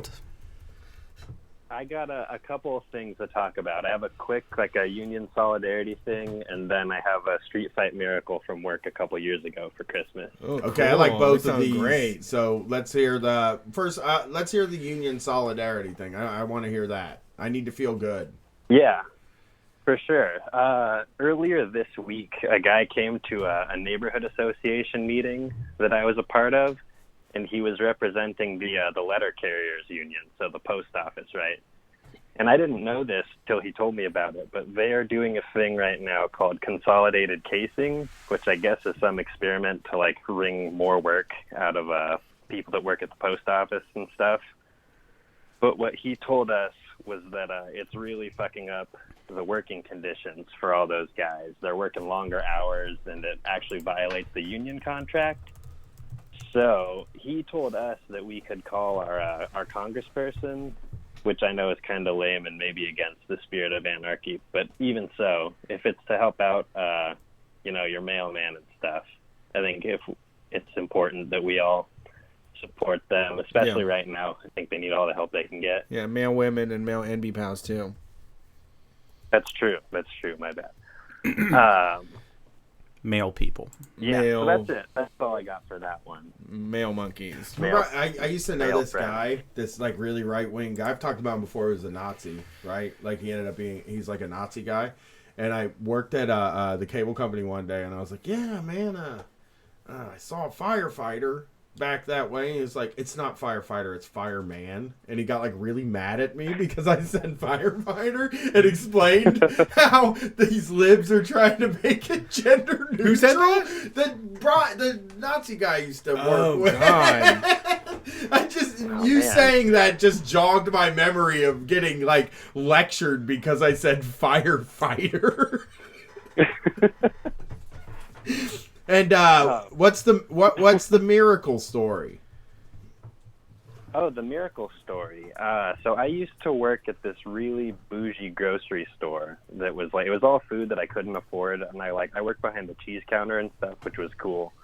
But as is the case for like a lot of grocery stores, right? Thanksgiving and Christmas Eve were our really busy days, and so Christmas Eve sucked because it was like a full day of work, and it was just wall-to-wall people all day long. So like everybody's in the store for like 10 hours or something, and it just sucks. And like at the end of the day, I was a cashier at this point, and I was counting all the money for the day, and like it was a lot to count because we were so busy. And so like I'm up in the office, which is like where all the managers and stuff had their desks. So it was weird because like I was just like one of the newest people with like no power connections or anything at this store, and I was up there with them, just kind of minding my own business, counting the money. And the owner of the butcher shop was talking about how she got like a bunch of bourbon for as a Christmas gift from a regular customer. And she was like, yeah, I guess he just forgot that I don't drink. And so I was totally joking, and I was like, well, if that half gallon of bourbon needs a home, I'd be happy to take it. And she was like, oh yeah, man, here you go, and just handed it to me, which I was not expecting. That's So amazing. that was a big come up for me. Yeah, it was one of the best gifts I got that year, to be perfectly honest. Love to see it. Gifts are hard, for How old are you? I mean, if somebody says out loud, gee, I don't want this big half gallon of bourbon, you got to like be quick. You're like, I do. Yeah, like, I love big half gallons of bourbon a lot. Yeah, those are great. Yeah. I think everybody wants weed this year in a weird way. Like I have this in my mind. I haven't heard one person. I think my in-laws want weed really bad. I think boomers, here's what I think. Those boomers that get really into CBD really want to try weed. Like that's all they're thinking of. They don't know how to fucking figure it out, but that is what they want. I'm going to deliver this year. Okay. So I'll be reporting back with that in a couple weeks. Probably next. That's a good idea. Not this Wednesday, but next Wednesday. I bought them some. I bought them a way to do it easily with zero impact. I bought some topical cream, and I wanted to give it to my in-laws too, because it's like they're always complaining about their joints and have also made weird coded jokes. So weird. The boomers all want weed. They just are like so scared of it. They're like, oh, I thought it was immoral, actually, until recently, and now I'm finding out it's not an immoral thing to do. So, yeah. I mean, liquor is like I'm waiting for... Bourbon is a really great, Sorry, bourbon is like one of those gifts that, like, there's something about getting, like, alcohol or drugs if you're not a person who is, like... Yeah, I think it shouldn't. I think it's fucked up. I'm actually anti-alcohol as gifts. I'm with you. Sometimes. I mean, I guess especially all the people that you would get it for generally are people that shouldn't be getting alcohol, I guess. I mean, yeah, you get it for booze hounds. You get it for booze hounds. Yeah. But to give it randomly, just to think that, like, oh, my letter carrier will probably love a half gallon of bourbon. It's like, you don't know what their life is like. They can't take that stuff anyway. Like, that happens all the fucking... When I was a cable guy, people would try to hand me fucking bourbon and beer and shit. And it's like, that I can't do this. You know what I mean? Yeah. It feels like a test from God, Well, thanks for calling in. Those were two incredibly good stories. Yeah, for sure, guys. Have a good night. You too. Let's take one more and take a break. I wanted to just explain a little bit. I looked up the Consolidated Casing Initiative. It's pretty interesting. Basically, there is an initiative to change the job into two positions where someone would be stay at the post office and do all of the sorting, and then someone would be a deliverer and do all of the delivering, where right now they sort their whole routes and then take it out.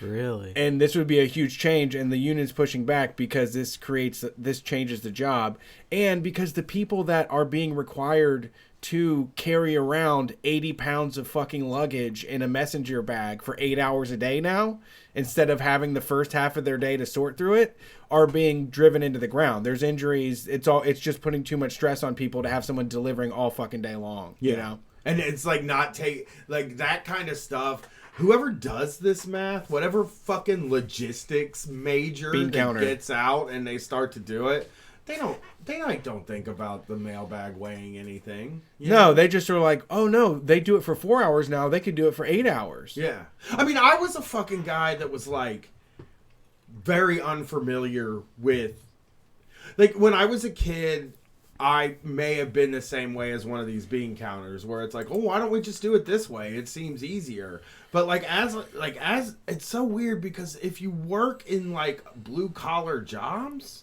as you go, you're like, the ladder weighs 85 pounds. You know what I mean? The fucking sitting all day hurts my back. Any of that stuff where it's like, this shit is like, just spend your time making it easier for the people that are fucking doing it. You know, like, don't fucking these people that fucking graduate college to like create efficiencies that break people more are the worst fucking people, man. It just sucks. Because there was a lot of that stuff. At the roofing company, it was sort of like you see those guys up there working and you don't realize all that stuff's got to get up on a roof. You know what I mean? Like, all that stuff that's up there that they're doing has to get up on the roof. And sometimes you have a crane, but you work for a rinky-dink ass fucking roofing company, you ain't got no fucking crane. You don't have a ladder vader, as they call it, which every single time we went to a roof, my boss would be like, God, my foreman would be like, I should have a fucking ladder vader. This company will never fucking get a ladder vader. And I'm like, I've never even seen one until like a couple years ago. I saw one and I was like, that's a ladder vader. What is it? It's like a ladder that has like a thing on it that can hold shingles or like oh, gotcha. Like that's buckets sick. Of like buckets of paint or not paint, glue and shit. It can hold it and then just brings it up to the workers. It's ladder and elevator combined. Yeah, if you had a fucking roofing company, like, shouldn't it like kind of be required to have a ladder vader for that company? Like, it's crazy that it's not. I guess it's just, to me, it's like, it's crazy that somebody made the decision monetarily that it's better to make people lug this shit up there and fuck their body up than it is to just buy something that you get your use out. You'll get your money back out of it after a certain amount of time. I just, like, stuff like that has always baffled me a little bit. Or this is like gaff, right? Gaffing spurs was one of the, when you climb poles. I'm talking about, like, utility poles now. Like, gaffing spurs, very hard. It's not like an easy thing to do, but it also means you don't have to carry an enormous 85-pound fucking ladder through people's backyards all the time.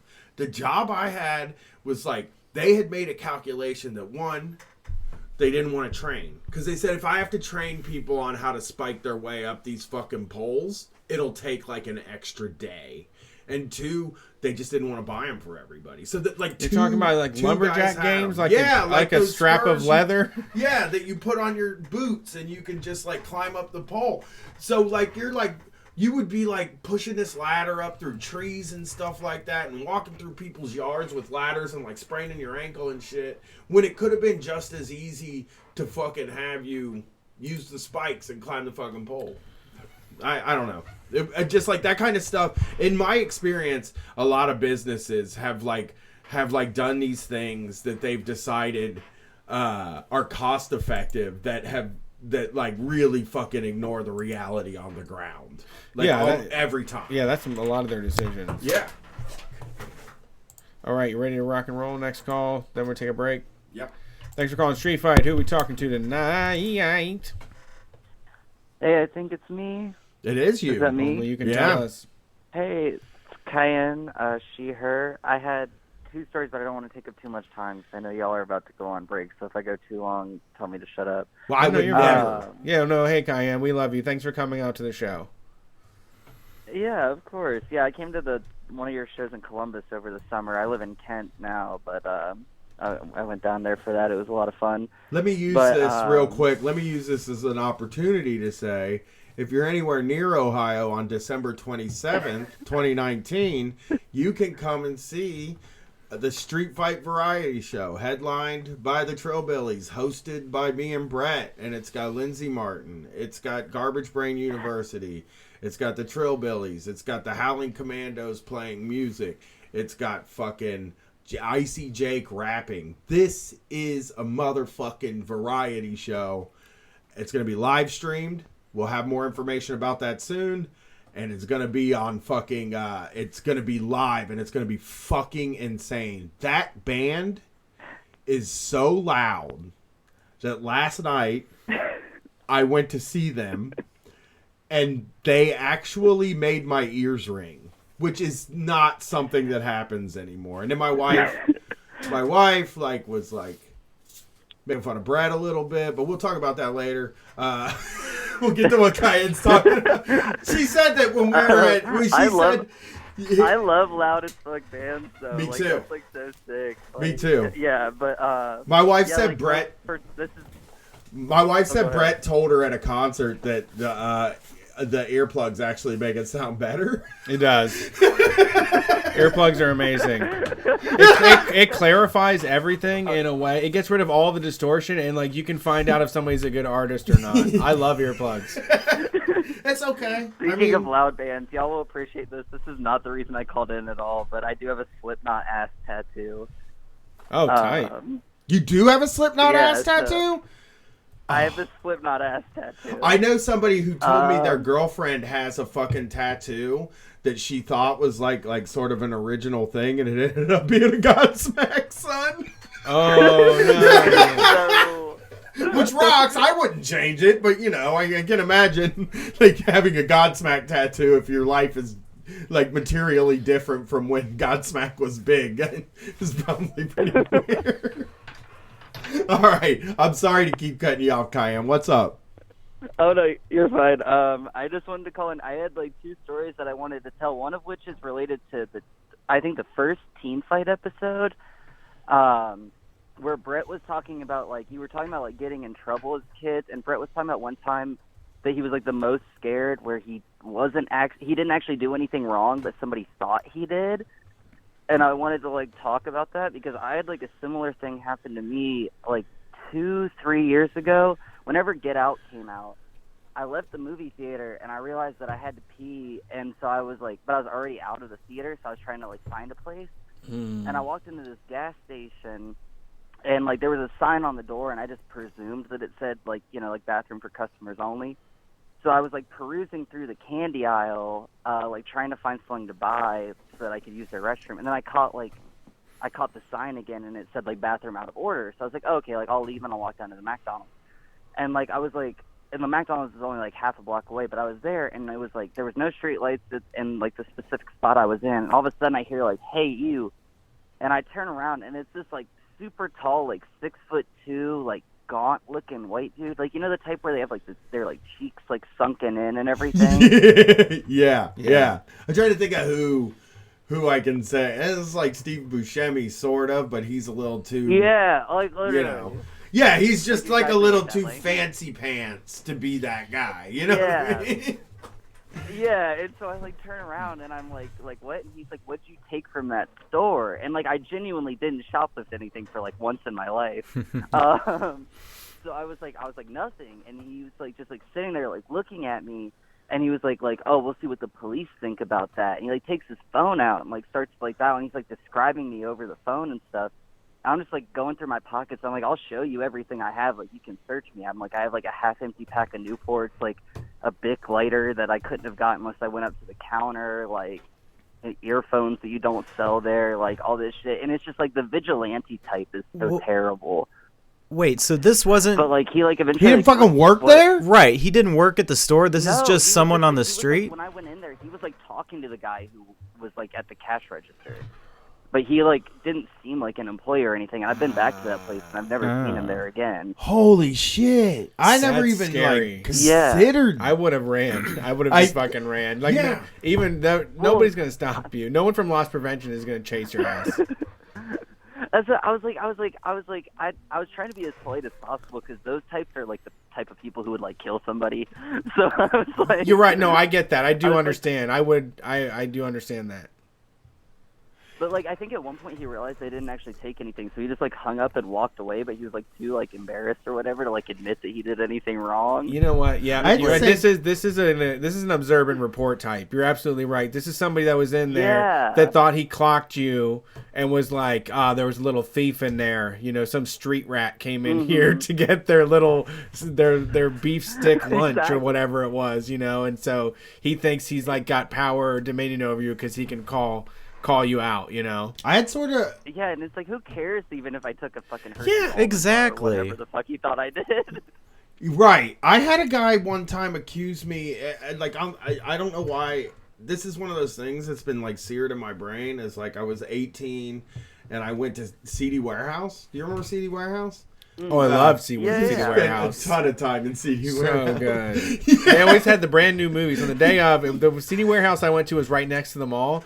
And as soon as new movies came out, people would just go steal the shit out of them and go sell them immediately. So you could just go shop at a discount at CD Warehouse. That's where the CD. This is the. We're talking about the same CD Warehouse. So we go there, and we're looking around, and I'm like, you know how when you're broke, you'll just like grab stuff and take it to your friend and be like, "Wouldn't that be tight?" You know, and like maybe Yes. they'll buy it. You know what I mean? Yeah. Well, they had like a special. sure. They had like a special edition of the Ringmaster by ICP.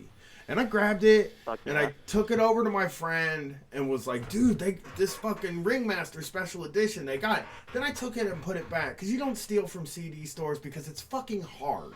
You know what I mean? Like that. It is. It's There's like they can see everywhere. right, and they fucking put things on the CD. It's just like so much. I Yeah, would it's loud never as do shit. it. Cracking open that thing is loud. Yeah, I would just never do it.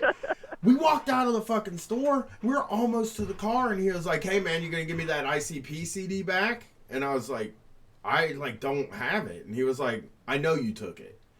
And I'm like, "I don't have it." And he was like, I saw you steal that ICP CD, but I was with my friends." And they fucking got a little bit, like, edgy with the guy. And we're like, he didn't fucking steal it. He doesn't have it on him. So the guy ended up just walking back in.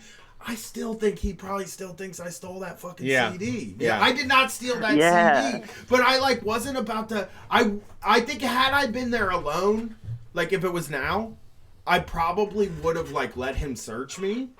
But, like, my friends were all like, don't let him fucking search you. Yeah. You know what I That mean? Yeah. But I should have. Exactly. No, you Yeah. shouldn't have let him search you. But you sort of want to prove him wrong, Yeah, right? Isn't yeah, there that's a true. part That's of the you thing. Like you do. You want to be like you're fucking wrong. Like you're just being a jackass. Like the store doesn't care about you. Yes! Like, why are you harassing me? Yeah. It's so fucking funny. I can't believe it was a guy that didn't work there, though. It's like, even if I stole a fucking CD, it was a fucking CD. Even if you stole, again, like if you, there is nothing in a gas station that if you stole it, it would make Right. any difference in anybody's life except for yours. You know? Exactly. But like this dude is like the type that like definitely has like a Punisher sticker on his truck or whatever. Yeah. Yeah, You know, he seems. It's so fucking wild. I'm like, I love that story. I mean, you really got him, and this is a concept that Brett came up with. Like, I don't know. I mean, I give Brett a lot of credit for this. Where he said that like sometimes you do a thing to a person that when they lay their head down on their pillow before they go to bed that night, they sit and fucking think about it and feel bad before they go to sleep. And you definitely did that to that guy. So congratulations, Kyan. Yeah, I mean, Thank you. you probably drove him nuts for a while. But like the other story I want to tell, because y'all are Columbus natives, and like I'm from Ostrander, which you might not know. It's like 15 minutes out of Delaware, Ohio. Okay. Oh, I hate Delaware though. So like, yeah, it's like gentrified as shit now. I mean, Delaware is, I think, like just the suburbs, really, at this point. But yeah, I know what you're saying. But yeah, so like, I worked in Columbus. You ever drive down 270 and you see those big piles of salt? Yep. Yeah. I used to work at that salt yard. That was my job. Okay, that's an interesting job. This is my nasty like work is fucked up story. So the way trains work there is like, and like how like manual labor like hardens you into like not caring about when people get fucked up at your job. Yeah. The way trains work, like the knuckles hit once and they kind of like bump before they reconnect again. And like you have to like release the brakes on train cars and stuff. But apparently this dude like realized the brake wasn't released on this train car, so he hopped on the back while the railroad was pulling up the new cars. And the knuckles like bumped. And like this story was told to me. I didn't witness this. The knuckles like bumped and this dude fell off and he got his like leg caught between the train knuckles. And they like called an ambulance before they pulled the train knuckles apart because they knew that he was going to get his leg torn off. Uh-huh. And like my coworkers were telling me this story, and they were all like laughing, just like talking about it. And it's like, because like, what else can you do? Like, you know, like it's just such like a fucked up. Like manual labor is like so like evil, and that's like why I hate like the like glamorization of it now, because it's like if I could do anything else I would. Yeah, that is one way to relieve the pressure though, is to just kind of laugh about like how much of a dice roll your job is. You know, your day-to-day labor is like something like this could happen. My dad worked in one of my favorite stories from my dad was there was a guy, he came home from work and told us all there was a guy that was working on a drill press, and his glove got caught in the drill press, and he kind of untangled the glove, but he didn't take it off, and he just went up to like his manager, and he was like, I gotta go to the hospital. I don't think something's wrong in my glove. You know, I'm not gonna look at it or anything. I wouldn't either. I'm just gonna go ahead and you know, I wouldn't look at that. I wouldn't look at that at all. Yeah, just you knew your finger was yanked. I have been that is one of the like weird things about manual labor that's like so dehumanizing, because like you do see people like literally break themselves, and you're just like, well, that's what I mean, when Jason told me, when Jason was a mover when he started producing the show, and he fucking was like, both of my ankles are fucked, I was just like, yeah, holy shit. It just is like one of those things where it's like, what are you even fucking gonna do about that? What can you even fucking do about something like that? Like, people really get broken down and then come out on the other end with nothing. Yeah. You know? It's they aren't really rewarded at all. Even with, like, no. I have said that, I'll say this too. What you said earlier about like the valorization of like manual labor and stuff is like, I've said that a few times about like there are, you know, the people that are kind of like that they call like, I don't know, like there are people who like have never done that sort of thing that think it's like this really fucking romantic thing, and there's people who are like, hey, if you guys like doing what you like, they think me and Brett shouldn't make money for doing what we do, and like that it's just in the past, it's not like recently or anything, but there were people when we were just podcasting like that just complain about, you know, podcasters making money, period, you know what I mean? And like we're just like those brave heroes that go down to the coal mines. No, that's not what I'm saying. I'm saying that like every single person who does a manual labor job like wants to get the fuck out of it. There's nobody that's saying like there's nobody that's like, I'm working class. You know, they're working class and they're proud of their like working class roots, like in sort of like as a way to sort of feel better, because I was like that too. I was like, hey, I'm a fucking hard working guy, you know? I work 50 hours a week fucking hooking up your cable. But it's like the whole time I was doing it, I was like, if there was anything else that I could do that didn't involve, I would do it. Yes, yeah, I know. It's like exactly, like, yeah, it's like if there's any alternative, like I play the damn lottery, like, and I'm in school and stuff now, like trying to get out of doing manual labor my whole life, but it's like I still play the damn lottery. Like, man, if I could win like $2 million, I would never work another fucking day in my life. yeah, actually, I always thought that. We would like play Powerball. I used to shop at this convenience store in my hometown area of Columbus and in Groveport. I used to go to this convenience store. My friend's girlfriend worked there, and the guy must not have taken inventory at all that owned it, because she would like give me cartons of cigarettes and beer and like lottery tickets for free. She would fucking hand me piles of scratchers just to go home. And like whenever the I'm fucking such a dummy. I like never really played the lottery unless the Powerball was like so high it was in the news. So like yeah, like the like 200 million kind of shit. Yeah, so I would be like, what, 24 million might be good, but it was just always with me, it was like, I could just play this every week, and if it works, it works. If it doesn't, it doesn't. But instead, I even make it an even lower chance of working by only doing it, like when everybody else is doing it and they're waiting in line. But man, I would get that lottery ticket, and I would have everything planned out. I'm going to buy this person I'm going to buy everybody that I like a house, and we're all going to live together on the same piece of land. We're not going to do any work ever again. I'm going to have a butler and shit like that. Like, there is like a truly, unless you're like a welder, like the job of laborer, which I don't think a lot of these people think about, you know, like I think they think of them as like master plumbers or like welders and stuff, but there's a lot more laborers, and that job is miserable. And like I would stand, there were times I would stand on the roof and I would say, if only I would do anything in this world to make $10 an hour and have an office with a desk in it that is like whatever my job is like spreadsheets or something. You know? That's a sentiment. Exactly, though. It's like everybody who, like you said, like everybody who does manual labor, their dream is to not fucking do it anymore.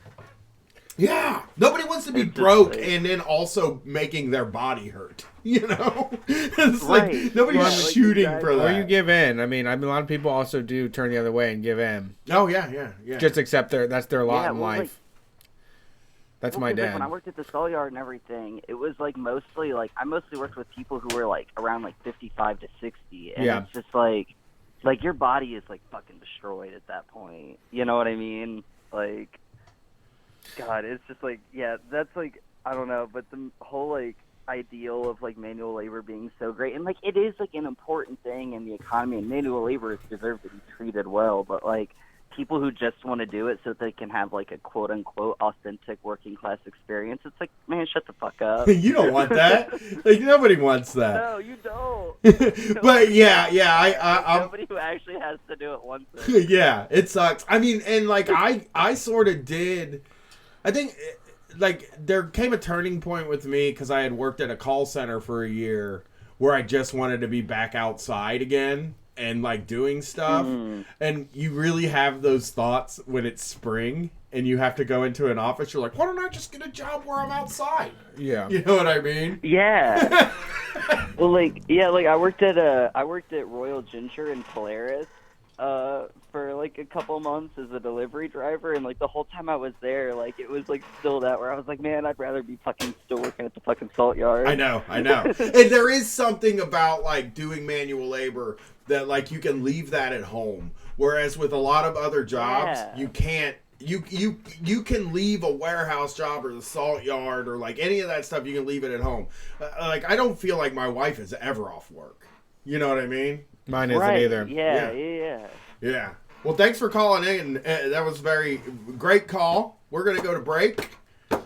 And have a good evening. care. That was nice. Happy holidays. Jason, Happy holidays. hit my music.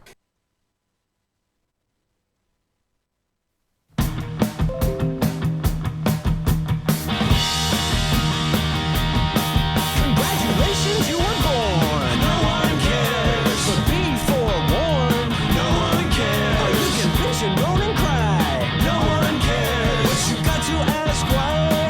No one cares. Mommy wasn't fair and daddy wasn't there. Yeah, your job it sucks and you can't get fucked. But no one cares. So baby, why should you?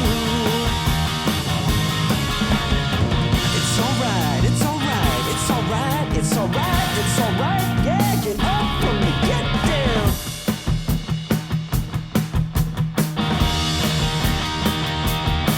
The guy you fucked had a girlfriend. No one cares. Well, holy shit, it's the world's end. No one cares. Professional stagnation. No one cares. You got sick on your vacation. No one cares. You call, you crash. What the hell is that rash? Yeah, my kitty cat died.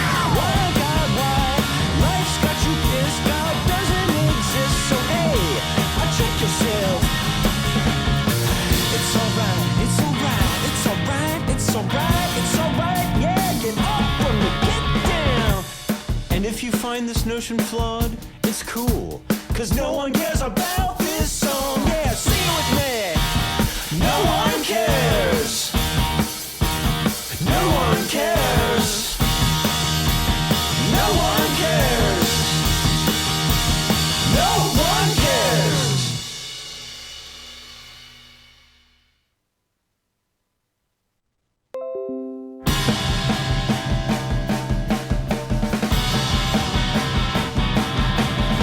White genocide, rah, rah, rah.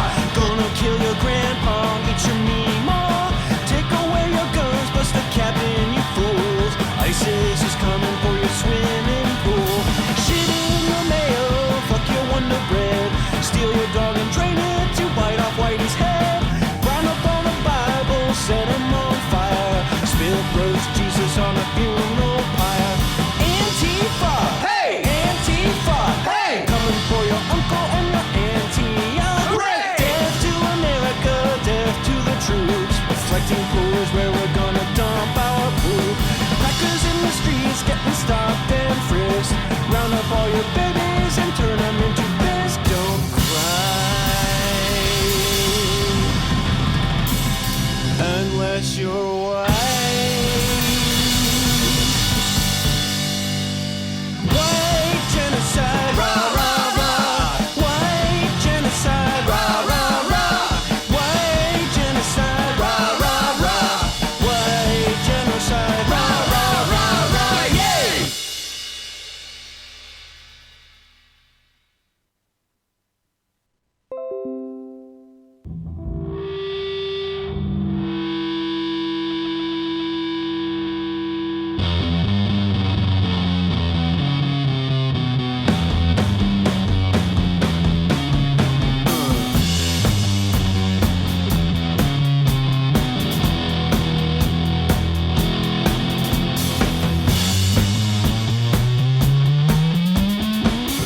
Yeah, I'm a messy bitch. I can confirm he is a messy bitch. Always starting up that messy shit. In the manner of a messy bitch. I left for drama, cause I'm a Bama ass bitch.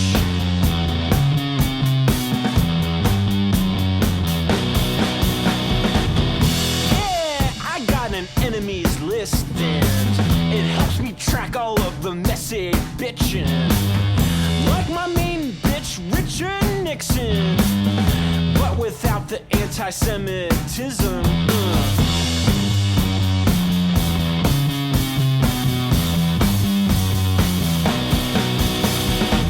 I hate the haters and I hate fake friends. Good thing, cause I'm not here to make no friends. Marie Kondo says she loves mess. She loves love him, I can attest. Spark joy all up in this bitch.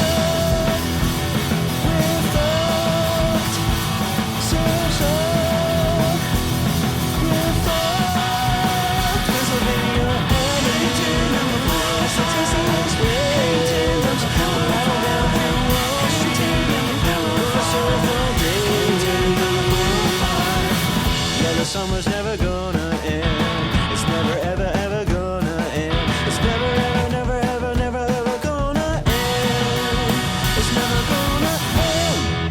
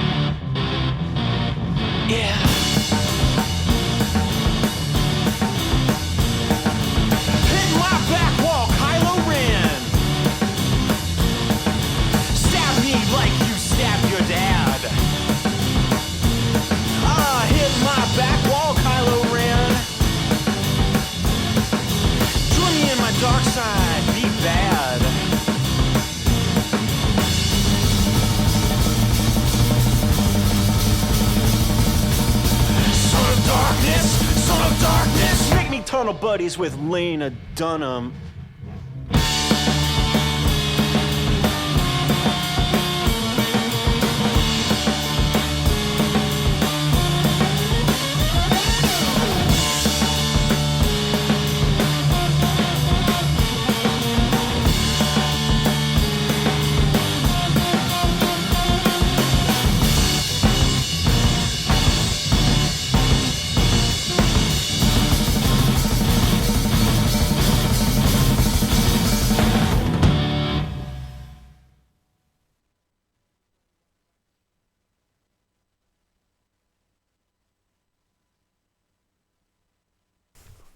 Hey everybody, welcome back to the Street Fight Radio call-in show. We got enough to round out the rest of the night, so save your calls for the next time. I should be moving next Sunday, so I don't think we're going to do a call-in show on the 22nd. But we will be live again this Wednesday on Facebook, Twitch, YouTube, and Twitter. You can watch the show. You can chat with everybody. We've got our regulars that hang out. Thanks for showing up. New watchers as well. You can find more of what we do at patreon.com/StreetFightRadio. If you want that bonus content, that's the place to find it. A lot of new bonus content coming. It's bonus content time, baby. I am working. I have already recorded the first episode of American Podcasts. So you're going to get to hear some Kid Rock material. I don't like them. And here's the thing. Deep dives are disturbing when you're the person doing them because sometimes you can see yourself in the person, and I see a lot of myself in Kid Rock. Okay, that's troubling. That would be troubling. Yeah, it's just like you see like somebody's motivations for the way for what they've done, and you're kind of like, oh yeah, I'm kind of the same person. Like he just seems like a guy who's trying to show his dad. You know, he talks a lot about how his parents thought that it was a waste of time for him to do this, and now he's like one of the richest musicians. It's like his parents were rich, weren't they? Kid Rock's? Yeah, actually it's funny with him, and this is probably going to be like a theme through the whole thing. So I'm kind of selling it in a way, but he claims that his brother was on drugs, and they had to go to family therapy where they all sat in a room together and talked, and the therapist asked him how he felt about something his brother did, and he said, "Suck my dick," to her, and he was 14 and his mom kicked him out. But then he tells a story in another interview where he talks about, yeah, I was living in Detroit in this like real rough neighborhood, and my mom picked me up and took me to the dentist. And like it's sort of like that story revealed to me that like, I mean, he was able to put in 8 years of grinding because he had somewhere to get money, you know? Yeah. Where it's like, it's really weird. It's like he gets a lot of this credit for being like this working class hero, and I don't think the guy ever worked in his life. Yeah. You know? Yeah. So if you like the music during the break, that was Jack on Fire with the album Waiting for the End of the World. You can find that at jackonfiredc.bandcamp.com. But sorry. Yeah, but yeah, so Kid Rock's coming up next, and then we're going to have Talking Sports Talk with me, Chris James, and Adam Crappy Oats, and we're going to have, also between each mini-series now, I've decided that we're going to do these things called Shocktober Shorts, which are 1-hour episodes about what's happening in the world of shock jocks, and that'll be recorded soon. I assume we're going to talk a little bit about Howard Stern interviewing Hillary Clinton, and Bubba the Love Sponge openly asking for drugs on the radio. And, you know, checking in with Mancow. Mancow, right now, very mad because SJWs have destroyed Star Wars. This is like his big thing that he's like really hammering home. This seems like a great...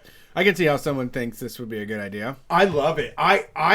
Yesterday, I listened to him interview a guy that was talking about how SJWs ruined Star Wars, and an expert on it. Yes, and then I was just like, let me look into how much of this is going on, and buddy, there's a lot of people talking about how SJWs ruined Star Wars. There are YouTube channels with 1 million subscribers that are still having a piss baby meltdown about Star Wars The Last Jedi. I guess like a thing that I'm wondering here, I wasn't a Star Wars guy, and never a big Star Wars fan, but I always like kind of felt like, I mean, it was all white people, but the Lando.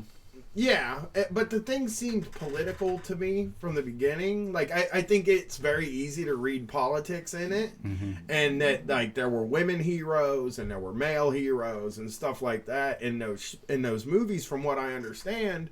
And it's like kind of weird to me that these conservative guys, like, it seems like they're like just really mad that there's a black guy in Star Wars. You know what I mean? That like one of the main stars is a black guy, because that's what Mancow, that's all he yelled about.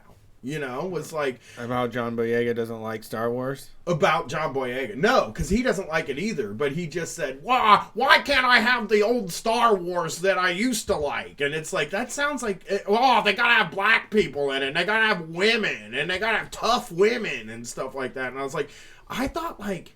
Yeah. Now, I'm not very familiar with it, but I always got the impression that Princess Leia was, like, kind of tough. You know? Oh, no. Right. She's a badass. Yeah. Right, she is. She's an essential member of the crew. She's not like the damsel in distress. Yeah, it's wild. It just seems like there's a whole cottage industry of guys that are making money. Not Man-Cow, but like just other guys that are making money freaking out about these movies where it's just like it makes it seem less fun. If you don't like a movie, that's fine. I mean, I don't care if you don't like The Last Jedi, but if your problem is, even if you won't admit it to yourself that your problem is with that movie, there's just so many uppity broads. I can't stand it. Yeah. There was also like a really funny complaint that I read. I read this blog post where there was a droid that was concerned with droids' rights.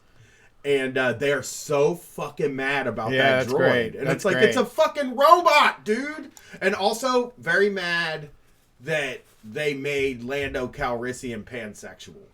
Like they're furious about that. Who made him that? He's pansexual. In Solo, Oh, got Lando it. You're right. is like dating like a robot Everybody. or something, Oh, right. and he just is willing to fuck anybody or whatever. And it's just like, okay, like I assume that like in space in the future, people are gonna be fucking all kinds of things. Yeah. You know what I mean? Like, I guess that's One of the like, great things about space. There's no more restraints on what you can do. It's naivete, maybe, but if we go to Mars and there are Martians there, I mean, people are probably gonna fuck Martians. Yeah. You know? Yep. It's there's not like or like people. I mean, Chewbacca probably had sex with people. You know what I mean? I don't know if he think did. like sort of like Do you think you want to recognize Chewbacca as a sexual being? I mean, like every. He seemed like a damn dog to me. Really? Well, I guess they say there's a whole planet full of them, but I don't know. I just don't think I thought that it was a like dog. being gay in space is like really a thing. What? I mean, like right? We've transcended so much to get to space. We don't Yes. we don't worry about that shit anymore. there are so many different beings that you probably. I mean, It's it a just better- feels like we're all humans. Yeah. So humans fuck. Sucking you know up what I more mean? sucking and fucking. It doubles the amount you can do. Yeah, that's like that's all I could think about the whole time. I just wanted to argue with these guys. Like, I mean, if like people fucking each other and fucking Chewbacca's and like droids and stuff like that is not that weird when you're already in space. Sure. I guess. Is Yeah. the way I feel. I don't know why they can't think of it like that. If we go to space, we're gonna fuck Chewbacca. They're disgusted. They're Yeah. disgusted by that. Yeah, I'm for real. I really. I mean, believe they're that. just their politics show anywhere. They're like, hey, let's not go to bed with this new race yet of people. Yeah. It's weird to me too that like it gets me thinking that like if we did do like Star Trek or like Star Wars space exploration type of things, that people are just gonna freak out if somebody gets attracted to one of the beings. It's Yeah, just I mean, like people are that's- gonna be like, hey, don't fuck those people from Jupiter, okay? It's bullshit. That's just been all of all of history, human creation. Yeah. Right, yeah. People will be like, Earth people don't fuck Jupiter people or Saturn people. They're fucking rings, man. You can't fuck one of those people, you know? I would hope that if we find an intelligent race on a planet, that they don't even recognize gender. Would be my hope. But that seems like where the future should go. Yeah. So, that's all. I would fuck an alien. If they were down. If they were game. I'm with my wife. Yeah. I'd fuck a Chewbacca, to tell you the truth. Well, let's get back to the show, but I will bridge this a little bit. There's a really good book. It's called the Xenogenesis Trilogy. It's written by Octavia Butler, and it is a book where aliens save a small portion of humans before we fuck up the whole Earth. Like, they come down and intercept us, and they wake these people up, and then there is a point in it where they're like, get real close with them, and then go so close that there's sexual shit that happens, and the people are so weirded out by it, but they're like, it's the best orgasm I've ever had in my life. And I've never honestly, like, it is I've never read any sci-fi book that compares to that. There's not that's the only one that I've seen that done it in a way that isn't like a stupid podcaster version or porno. It's from a real, like, you know, the conservative line of thinking, moving the edges of what's acceptable things to do. And it's like, I mean, all of humanity's gone. Who's going to judge me? You know, like, fucking go for it. Yeah, you know? I mean, well, and I even think about it like talking about fucking aliens on Street Fight Radio. Well, you know, I even think about it in this way. Is like, back when I was a kid, I mean, early adult, teen years and stuff like that, you would hear these stories about like... Yes, Octavia Butler. I probably said Olivia Butler. No, you said Octavia. Did I? Someone got it right. Someone second guessed me in this chat. Probably to just try to get power over me. But something but what I'm saying is like, I remember like having like really deep conversations on drugs with like friends that would be like, you know, if aliens attacked the Earth, we would all be on the same team. Everybody here would have to be on the same team. Not a chance. To fight those aliens. That would be what it is. And like, I would extrapolate that to believe that we would all just be like the same gender and race at that point, because like, what's the fucking difference? You know what I mean? It's humans. And like, the reason we can't like work everything together here now is because we all hate each other. If aliens came and the world needed to band together, America would absolutely fuck that up. I think people would. We would ruin it somehow. You think so? Yes. I don't. I think we would fight. I think we would fight hand in hand with our enemies. It would be really simple too. It would be not even a big deal, and America wouldn't do it. And then we would all die. I'm interested. If you're a caller and you have an opinion on what we would be able to do if aliens came, please let us know. Yeah, let's get this next call in. We gotta get out of here before we go into overtime. Thanks for calling Street Fight. Who are we talking to? Hey there, this is Miles the dog walker, and I don't have opinions on aliens. No, it's okay. Apologies. You don't have to. I don't have a lot either. I just think we'd fuck them if we found them. What's going on, Miles? So I actually just got back from the Christmas party from my company. Ooh. Got my little cheaper from my boss this year, but it's still something. It was like $150 from her. That's good. I mean, if you start looking into what other people are getting, I think $150 is pretty good. Yeah, and I mean, like, she cooked us a bunch of vegan food, and I'm still going to get tips from all my clients, so... That's great. It's good. But I feel like I should give a bit of a festive story. It was a New Year's story about working at McDonald's during the morning shift of New Year's morning. Ooh. Yeesh. So one of our managers are just kind of like, you know, normal, like, older 20s scumbag sort of dude. Just kind of like, oh, I work at McDonald's, but I want more money from being a manager, but he doesn't really do manager stuff. So he was a nice guy, but on that morning he slept in because he got drunk the night before, of course, as you do. And so we were just kind of like all stranded out in the morning, and we had like the early morning old folks who wanted their morning coffee and all that. So morning was kind of weird. You couldn't get in? Start out with. Huh? You couldn't get inside the building, or? Yeah, because he overslept and had a hangover, and he was supposed to open the shop for all of us. So it was just a bunch of the morning workers who couldn't get in, and the old folks who wanted their coffee, just kind of waiting for him, which was awkward. But he did eventually get in. How long did it take? How long did you stay? It was like an hour, and it was in Colorado, so it was very cold. I'm sorry you were cold, but like just all the workers standing outside of a McDonald's while the drunk-ass fucking manager is an hour late. One of those. Yeah. It's like that story, right? It's like the story we heard on tour about, like, there was a big dinner rush at this restaurant. The manager was gone for like 3 hours, and like after the rush was all over and everything, the manager gets back to work and they have a new tattoo. It's like the same kind of story where you're like, I kind of like I kind of part of me likes it, but everybody gets fucked by these things, so it's bad, you know? Well, this is one of those moments where Yeah. you do really have one over on the manager, where it's like, you fucked up, and we and all of our regular customers are here to witness you fucking up right now. How did the manager handle it? Because there's like a few different ways a manager can handle it. And Well, I have a way. it I want to predict one thing. Did the manager... Okay, yeah. Okay. Now, I know there's a few ways to handle this, but one thing I want to ask. He definitely was not apologetic, right? Oh, he was. He was actually pretty... Yeah, because he was basically just like one of the normal team members. He just like recently got the manager position. But he still just kind of acted like one of the members and was just kind of like still chill with all of us and didn't really yell at us. So he was apologetic and just kind of awkward about it.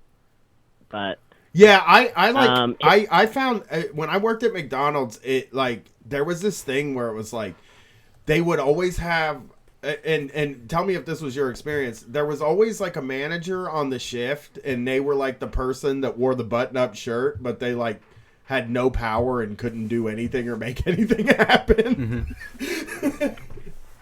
yeah, basically. Yeah. But it actually gets way more crazy because then when we do finally get in, and despite it being New Year's Day, it was still like crazy busy at times, and we had a late start from what happened earlier, and then it just like got like really busy at one point, and that manager ended up getting a seizure, and so then we had like EMT coming in and like this crazy line, and I had this one coworker who I still like remember her name and remember her so well because she was just like such a badass. Her name was Kelly, and there was like this one fella in the line who got real angsty because his cookie was taking too long to heat up. And so he gave Kelly some sass, and he was like, how the fuck can it take this long to heat up a damn cookie? Where the fuck is it? And What, like, as he's getting really angry with her, even though we had like EMT coming back there to like take our manager out of the damn store. And so she like takes a frozen ass cookie and throws it at his face. Yes! And said, heat it up your ass. I'm done with this. That's a beautiful fucking story. What kind of asshole do you have to be? It was amazing, and she didn't even get fired. It was That's incredible. That's like wonderful. The most memorable day. As I'm stepping over someone seizing on the ground, like I have to like Yeah. I have to like make one wide step so I don't step on them. This is taking forever. That's why I mean, like, 15 minutes. Where's my cookie? you know, one of my great regrets is that I never got to take it out on a customer. Like, I was too much of a chicken shit to take it out on a customer. You know, it's always on the boss. Yeah, Kelly was my hero. I would have been like, so Kelly's employee of the month this month, right? Like, that is a really great story, Miles. And good luck on those tips. You know, I hope people tip you very well. Yeah, I hope so too. Yeah, walking I'll call dogs. again with another McDonald's story, though. I have love them. another good one. I worked there for 3 months, and then they fired me, and then they tried to hire me back, but they gave me a bad schedule, and I said I'm never going. Never mind, I want to still be fired. And left. Yeah, I survived for about 2 years, so I mean, I got a few. That is like an incredibly long amount of time for that place, because it really. I saw people turn over the whole time I worked there. Like, they felt like I was like a veteran after 4 months. They're like, we hate to lose somebody that's so good at this, that is so like experienced in this field. Basically. Thanks for calling, Miles. Yeah, y'all have a good night. Oh, I don't know how. You weren't a McDonald's. You didn't have to work at any of the like real low tier ones. Fazoli's. I worked at It's Fazoli's. pretty low tier. Yeah. It was fast food. It was a drive-through. I mean, we had all kinds of wild people come through. Yeah. And there was all kinds of 21-year-old managers. and stupid shit like that. Brett's too good looking that like he would never have to work. Like McDonald's is for like people like me who are like you go in and you're kind of like scuzzy and like you don't answer any of the questions right, and then nobody else will hire you, because that's what happened with me. I like applied at every cool job in the world. You know? Yeah, Fazoli's wasn't that cool. worked- They would just hire you when you were 15. That was the only thing that set them apart. So weird. My daughter's talking about some of her friends having jobs now, and I'm like, ooh. Nice. What's up? I worked at a KFC / Long John Silver's. Ooh, yum. The combo store. Together though, right? No, fish and chicken go together. Right, but they're not. It just sort of feels like you could just sell some fish at KFC and that's it. Yeah, I don't know. Long John Silver's is And way too close to being It, KFC. it shared a parking lot with a combination Taco Bell Pizza Hut. Wow, that is a lot of different cuisine you can get. Right, in all in one spot. place. Like, all in Yeah. one place. I like combination Pizza Hut and Taco Bell because you can order breadsticks and dip breadsticks. them in nacho cheese. Mm-hmm. Those yep, exactly. Those breadsticks are, Brian talks about his Reese cups being coded into his DNA. The one thing, like, I don't go crazy for much stuff, but if we're at Target, I'm like, those breadsticks look pretty good. I can You see get on the road a I can lot. see that sweaty cardboard box full of fucking breadsticks from a mile away, and like I'm kind of salivating about it, I've seen you get them on the road quite a bit. And like also, and this is hard coded into me, Crazy Bread is just. Oh, yeah. Crazy Bread is maybe the finest American fresh cuisine. crazy bread. If you get fresh crazy bread, though, if you're at a Kmart and they still got a Little Caesars in there, and you can just get one, like a hot one out of the rack. The best I get for crazy bread now is when sometimes kids do fundraisers and they sell Little Caesars pizzas as part of the fundraiser. That's always my favorite fundraiser. I'll buy 12 packs of Crazy Bread and no pizza. Yeah, I'm gonna. Crazy Bread used to be my fries. You know how, like, if I go to a place that doesn't have fries, I will go and get fries from McDonald's. Used to be Crazy Bread for me. Crazy Bread should be a meal on its own. I mean, sure, it's probably has enough calories. For it. Yeah. I mean, maybe once you get 4 or 5 sticks deep, I mean, you're done for the day on food. Probably. Sure. Yeah, but I am a big fatty, and like I would go get like if I go to like a Subway, I would stop and get Crazy Bread on the way home. Like, no. Like, you want some breadsticks with your sub? Yeah, you know? sure. A side. I do need a side. It's fries now. It used to be Crazy Bread. Okay. Well, I've had a lot of Crazy glad Bread in my life. You've moved on. Can I plug my phone into this? Yeah, absolutely. I mean, I would take Crazy Bread now. If you brought Crazy Bread downstairs into the basement right now, I would eat the shit Please out bring of it. Crazy Bread Hey, to if the you're next... a listener and you could mail us a Crazy Bread kit, we would love that. Or if you just if we ever come to your town and you can bring us like a bag of piping hot Crazy Bread, we will be forever indebted. I'll trade you I'll give you a T-shirt for it. What percentage of the audience even knows what Crazy Bread is? I don't know. They have new dips for it too. They do? I mean, that's the thing. Is like you can get a garlic butter dip. Is there ranch? You can get a spicy ranch dip. You can get a blue cheese dip, or maybe not blue cheese, buffalo sauce maybe. There's like all kinds of dips. That sounds good. All right, it's Satan's playground now at Little Caesars. Thanks for calling Street Fight. Who are we talking to? A skeleton? Hi, this is Sabrina from Texas. Hey Sabrina, what's up? Hey, not a whole lot. I have a Christmas miracle story I think you guys are going to really like. Okay, cool. So this happened about 10 years ago. It was one of my first moving out of my parents' house restaurant jobs.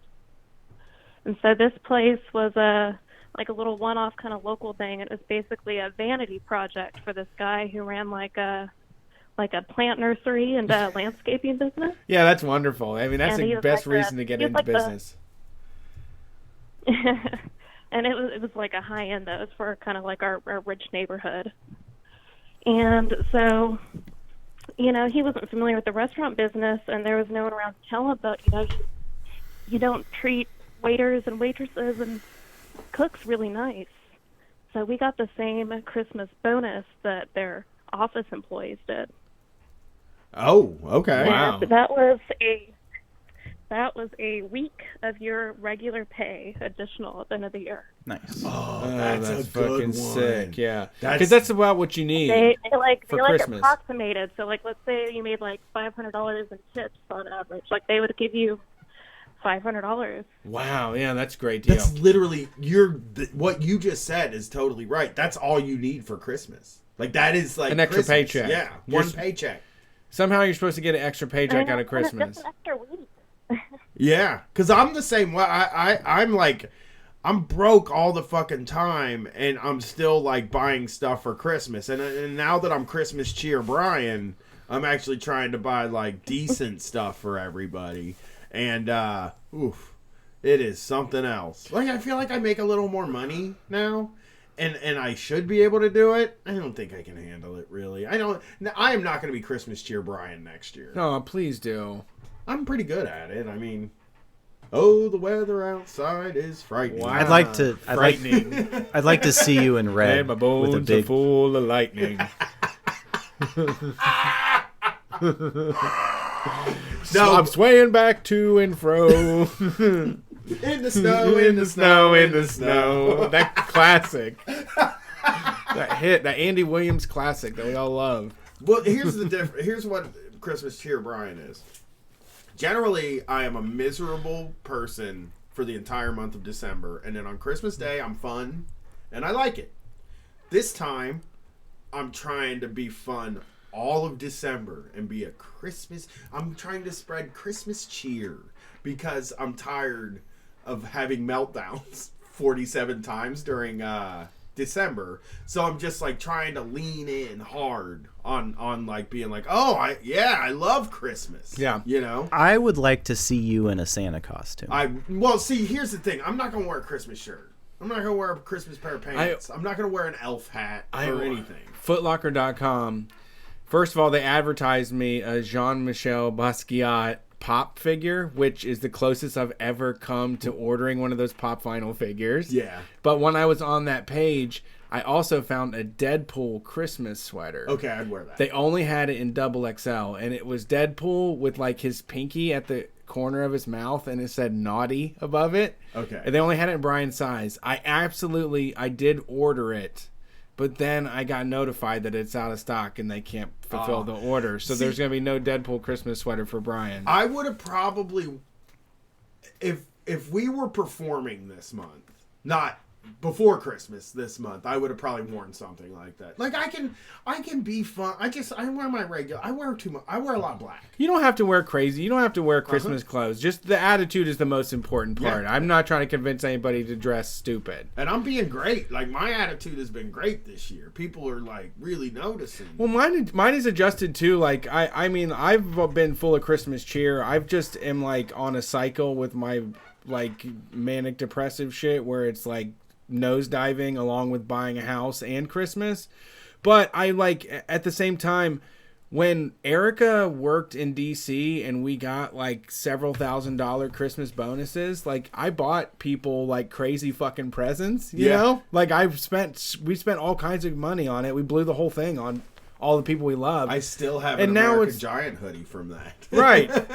And so like now it's like I mean fucking picture frame this year. That's what you get. Like it doesn't matter. Yeah. I feel like the expectations, if you can dial back the expectations and be a little bit selfish about it, like what you've tried to do is make it like a treasure hunt or a journey, a way to find a present that isn't just like in the dollar section at Target or something. I fucking haven't. I've only bought like 2 or 3 gifts from Target, and they're for kids because kids don't like they want Target shit. You know, but like I can't look Brett in the face and hand him something I bought at Target. Sure. That's not just like I'm not gonna do it. And that's the stuff. I mean, and like when I was getting all weepy about Santa Claus last week, I kind of came up with the idea that the Santa Claus to me is kind of analogous with anarchy, and that like, yeah, the fact of the matter is that you have to do it. Like there is no other way to. You can't just expect Santa Claus to deliver your presents. You have to be Santa Claus. You can't expect people to overthrow the government. You have to overthrow the government. It's not like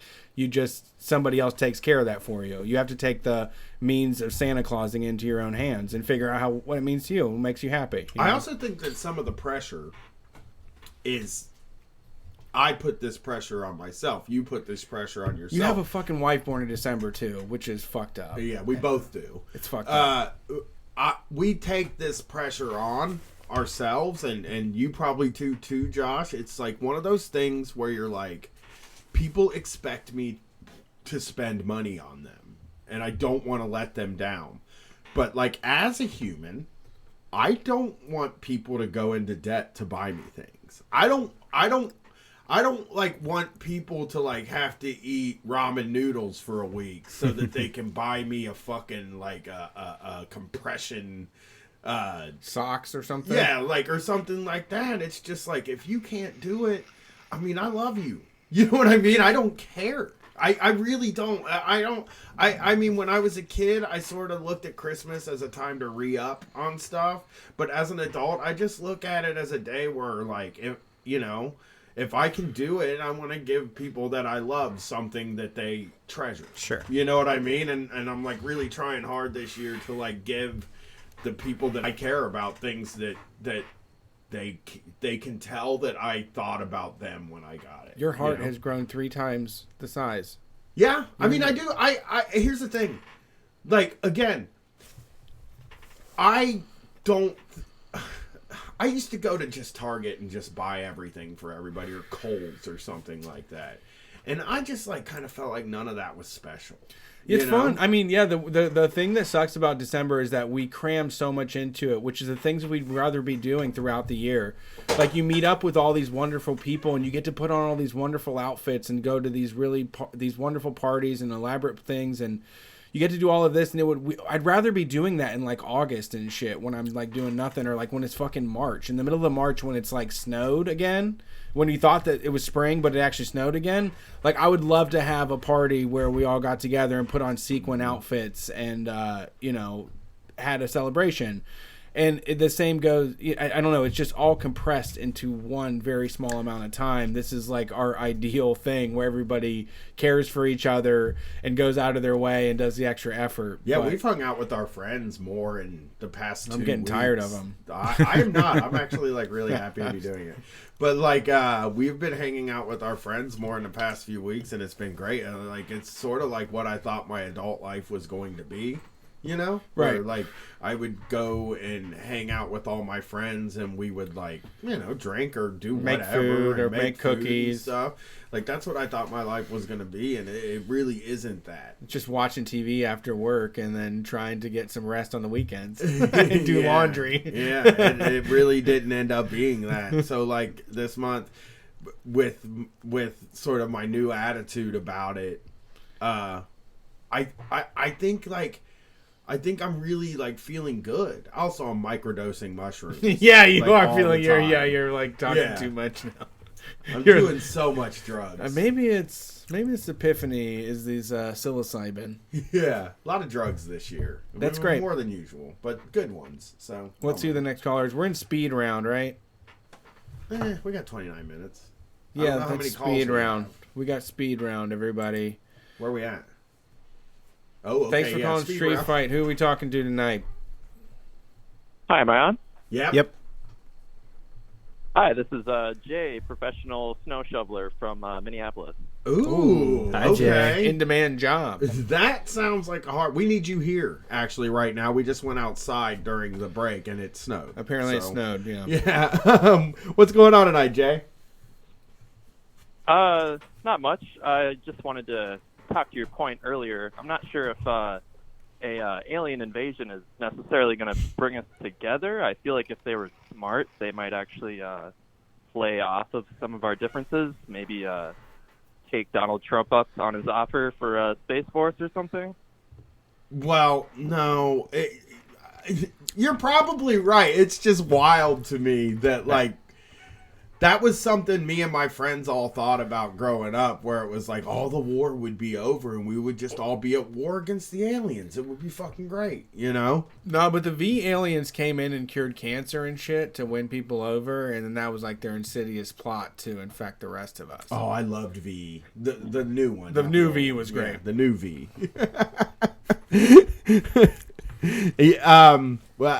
How is your is it snowing there yet? It's not. We actually have like the next week free of snow, so I'm thinking of going down to the UPS warehouse tomorrow and trying to get one of those driver helper jobs that one of your previous callers was talking about. They will hire you almost immediately. Of that, I am certain. Yeesh. Yeah, it's a hard one, but is there any? We're in speed round. Is there anything else? I'm bad. I don't like Russian no, that's people. it. Thanks for calling, buddy. I don't like Russian people. It makes me feel guilty. But it does. We are in speed round. Yeah, I want to sit and talk to people, man. That's why I like doing this show. You know. Yeah, I guess so. Oh my God! I see what you're saying. These conservatives are so mad at Starbucks. It's incredible. I think like this Wednesday, all Starbucks talk. They're just so locked back in time. I mean, Why do they go there? Because in the 1990s, people wore berets at coffee shops and like said radical shit to get it out there, and these folks think that coffee is like some sort of battleground for progressiveness or whatever. They think it's like our messaging comes out that way. Huh? I had a great, wonderful. I'm not going to say it because I don't know who listens to this. I had a wonderful experience at the coffee shop today.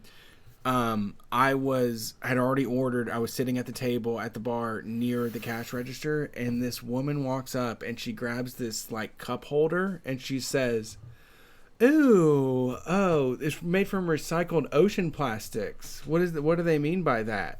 And the guy looks at her and says, well, the marketing department wants you to think whatever it is that will get you to buy it. That's what he said right to her face. And I was like, God damn, I love this place. I wanted to go put $1 in the tip jar. Because it was their branding. It was for the coffee cup. Like the company, whoever, the people that owned it specifically bought these recycled ocean plastic ones, put it out there with the sign, and this guy was just like, I mean, it's bullshit. Yeah, there's no fucking way. It's another thing to buy. It's like try reducing. People talk about recycling. People need to talk about reducing. That's one of the 3 R's. I would just look at the person that made that and started to sell it and be like, so like in the end, this is just going to end up back in the ocean. We dragged all of the plastic out of the ocean. We put it on a truck. We drove it to a manufacturing plant. We burned a bunch of coal to make it into this, and then you throw it back in the ocean when you're done. Maybe we can romanticize it a little bit. Take the family on a trip to the ocean and throw your plastic in there. You know? Yeah. When I get too fucked up, plastic really freaks me out. I remember I was at a Walmart. It was in the summer, so they had the pool noodles and the pool toys and super soakers and the inflatable pools, and it's just this. It's this shelf that's 10 feet high and 40 feet long, and it's just plastic. And I was just like, all of this will be in a landfill by the time it takes me to finish this thought. The thing about it is that, like, I'm observing the way that things are, but it's just so silly because we do throw so much of it away that could be reused. Like, so much of Christmas, I think the most aggravating part is, like, you buy a book light for somebody, but then you think about it in that there's like 100 million book lights sitting in drawers that have never been used, and there's no way to just redistribute those back to the people that wants a fucking book light. So instead, we're pumping out more $5 book lights to put as stocking stuffers. You know? Yeah, that is totally. I mean, I have a book light you can have. I use a kid. I love book lights. I mean, I didn't want to buy one for the longest time, and I couldn't figure out how to get it. Because, like, no one's going to put that up for sale on Facebook Marketplace. Like, drive to my house, book light, $1. It just goes in the ocean. Yeah. It's just, we're fucking going to toss this thing in the trash. It goes away. You just say it goes away. Yeah. All right, next call. Thanks for calling Street Fight. Who are we talking tonight? It's Eugene Deb. Hey, buddy. How's it going? What's up? How's it going?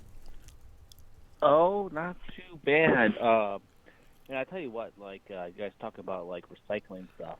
Like, the thing about, like, all these recycling plants is, like, I just don't know that it's actually any of this stuff is actually sustainable because, like, I mean, you hit the nail on the head. I mean, it's all just, like, shit where they're just using a shit ton of energy to, like, melt stuff down. It's all in, like, old red line neighborhoods, you know what I mean? Yeah. And it's just pumping out like toxins into fucking kids like lungs, Well- and like giving people cancer, and it's none of it's good. None of it's good. I'm not you know? trying. I'm not trying to be too pessimistic about it. It's not that I don't think that there's a way to transform, the damage that's been done to the environment. It's just that the only way that it can work is if it's profitable, and if it's profitable, it's not being done in a way that is like beneficial or that like closes the loop. It's done in a way where it's like, hey, I can make money scooping plastic out and reselling it at other places. That's the only reason. It's not because we've all decided to like take ownership of the amount of waste that we're putting out there.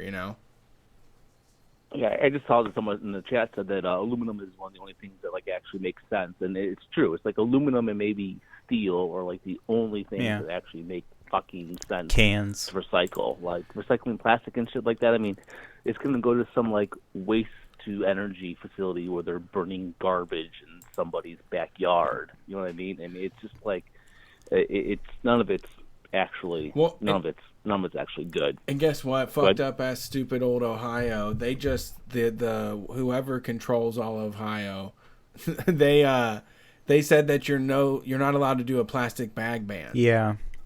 I forget the what governor, not the governor, but whoever, the Congress of Ohio. I forget what city, village, or town. You're talking about like the state Congress. Right. Some locality banned non-reusable plastic bags, and then the right, and then the Ohio State House, the state legislature, they're working quickly to take that out of municipalities' hands. I've been to so many places with plastic bag bans, and it is like seriously not that bad. Yeah, it's fucking easy. Yeah, I like it. I mean, what are you mad about? You give fucking 20 cents, because they'll still have bags there, but they charge you for the bags usually. I just finished reading The Reactionary Mind, and I was thinking like conservatives, they used to like fight to defend the divine right of kings or like racial hierarchies, but now it's just plastic bags. Yeah, economic devastation. Yeah. I want the old days where the milkman would come and like fuck your brains out and then give you a glass of milk. Like, that was the shit. Yeah, that's what I fucking want. Yeah, let's get fucked by the milkman. Yeah, fucking forget the aliens. Let's get something that's attainable. I mean, I like don't know what it like just sort of feels like you just want to yell at people and say like, let's not make any more stuff for a while. Like that's what we really need. That's the way we have to think. Yeah, well, that's the other. I was thinking. Yeah, the other day when I was doing my recycling, I was just like, people would feel so bad. Like I would feel guilty if everybody had to go and do things how I thought of them, because like I'm really into the idea of bulk food and like you bringing your own fucking container to take this shit home. Just a moratorium on things. Yeah, absolutely. Let's see what we got. Let's work with what we got. Let's stop making things. I think we got enough doodads for a while, and we can, spread them out a little bit more evenly. Exactly. I don't want any doodads. Don't. There's so many. I know. It's just that sharper image. I'm about to move, and I'm just going to be so disgusted with myself just digging up all the things that I've dragged into the world, into my existence. It's like a gigantic fucking sack that I'm dragging along with me for my life. But thankfully, I've done two multi-state moves, which are cleansing, because you just get rid of absolutely everything. Like just stuff goes out the window, and you're just feel amazed by how easy it was to not, hang on to that shit. Well, I've called and told before the story about me moving from Las Vegas to Cleveland, but like you're 100% right. Like moving across states, especially if you're poor and you can't like afford like a big truck, like it really does clarify like the things that you actually fucking need.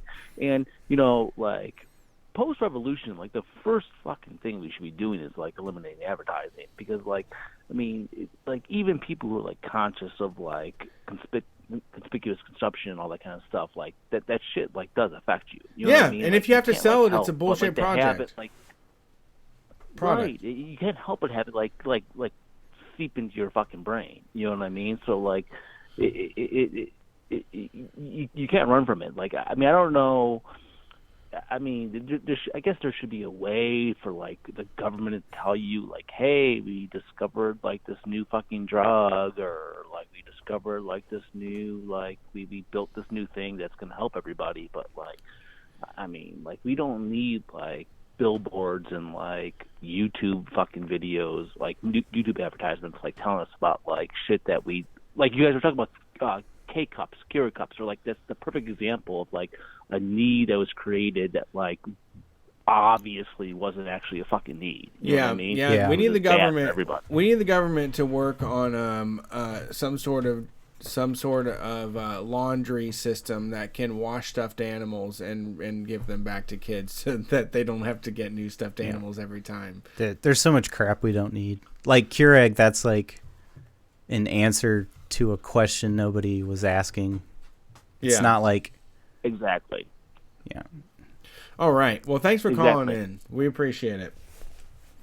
Yeah, sure. No problem. Talk to you. Have a good one. Yeah, And if you want to come watch wrestling, Eugene was at wrestling this Wednesday. Come to the Elevator Tap Room. It's on 4th. It's a garage. There's like 20-some people that come hang out now, drink beer, watch wrestling, scream and yell, have a great time, hang out with Street Fight. That happens every single Wednesday in Columbus, Ohio, here at the Elevator Tap Room on 4th.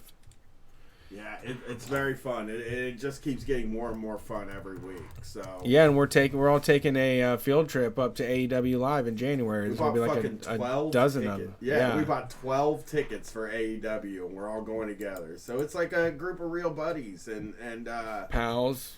Yeah. Buddies is gender neutral. Yeah. Okay, buddies and pals. I wasn't trying to. I wasn't correcting you. I'm not buddies. Because you're thinking my buddy is a man thing. There was kid's sister and my buddy. I mean, that was bullshit, though. You know what I mean? Like, they shouldn't have made kid sister. They should have called it my buddy. Just my buddy as well. Yeah, it's like this. This is my also buddy. my buddy. This Girl is version. no, my buddy. Yeah. My buddy has pigtails. My buddy has a pinwheel cap. Right. Yeah. Let's see who our next caller is. Thanks for calling Street Fight. Who are we talking to? Hey, this is Reed. How are you guys doing? Doing well, Reed. How about yourself? Good. You're the first caller to know who you are, I think.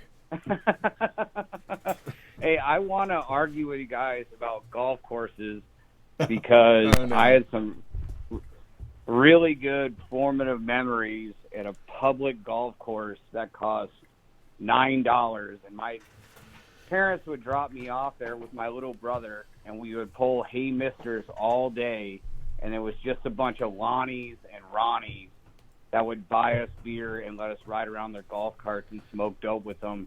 Hey Misters, like, Hey Mister is the best thing in the world. Like, that's one of my favorite pranks.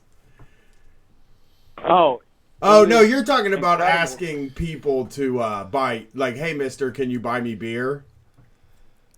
Oh, yeah, exactly. Oh, I was talking about me and my friends used to go to the mall and go, hey, mister, and then when the guy turned around, we would act like we didn't say it. Yeah. It was like a little, like, low-key, light, funny prank that makes you feel good. You got somebody's attention. Oh, Hey, like when you first got your license and you'd honk, and then there'd be someone walking on the sidewalk, and you and your friends would look the other way and wave. That kind of prank. Yeah. I love hey. I that's what I thought. Hey, misters were. Hey, mister, and then you turn around, you're like, oh. Okay, so I don't want to fight. I'm not going to fight with you about this. I do love frisbee golf. I love that it's like a public thing that people do.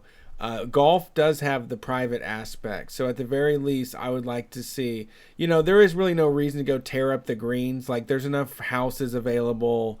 It is what it is. So as long as we can publicize all golf courses, I think that makes sense to just keep them around. It can be a fun game, and then we'll also we'll make all the clubs. The clubs will stay at the golf course. You don't have to keep them at your house anymore. You just show up and use the clubs that are at the golf course, so people don't, have to buy new golf clubs every Christmas. The state will provide you with a sand wedge. Brett on his Okay. Brett's Like- just saying that now because like we're talking about consumption. Here's what I'm gonna say, and I'm not gonna fight with you. I don't want to fight. One golf course per state. Ooh, public, shit. and that's it. What do the other ones do?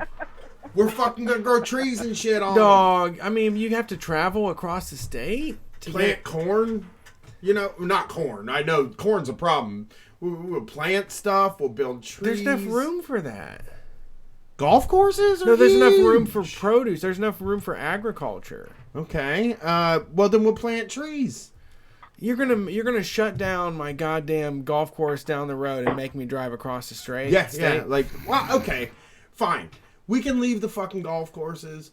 Everybody gets in to every single. That's what I'm saying. That's what I'm saying. No more private golf course. But I also because like, they're there. They're just fucking there. They are there, but like it also takes an incredible amount of resources to maintain those. It's a lot of water. You know, it's like just a.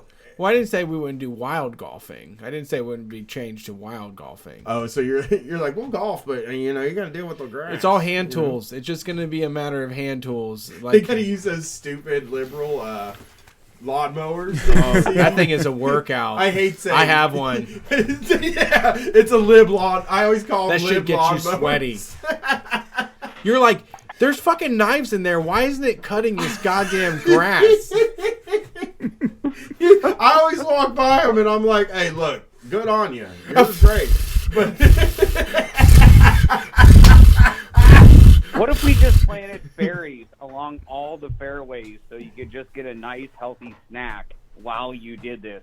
And this golf course was a public $9 for the whole thing, 9-hole golf course. And we would just get to like the 8th hole, go back to the 3rd, and the beer cart would come around, and we would just be like, hey, we'll give you $5 for this $2 beer. Will you buy it for me? And it was really just a healthy experience for everybody. Sure. You know what I mean? It does Someone's Casey says in the chat says socialist golf course would have a brown, not a green. Oh, okay. Yeah. That's will be just change of the lingo. Yeah. No, I'm fine. I truly like if golf makes people as happy as they say it does, then I guess we got to keep it. But I do think I do not like the culture around it. It's awful. I don't It's the like. worst. Yeah, It's like the worst. like I think Augusta Country Club should be burned to the fucking ground. Well, you know. So I'm going to borrow from the conservative playbook, and I say what we do is like make them for everybody, and whatever happens. So it's a suck it up buttercup situation where it's like, I mean, if this is a temperate forest, I mean that's what this course is going to look like. That's now. what it should be. Yeah, like you're going to have to figure out your way around some real hazards these days. I mean, it's you're so funny. funny. We're not going to pay somebody $7 an hour to clear all the fucking nature out of the way so that you can get closer to the hole.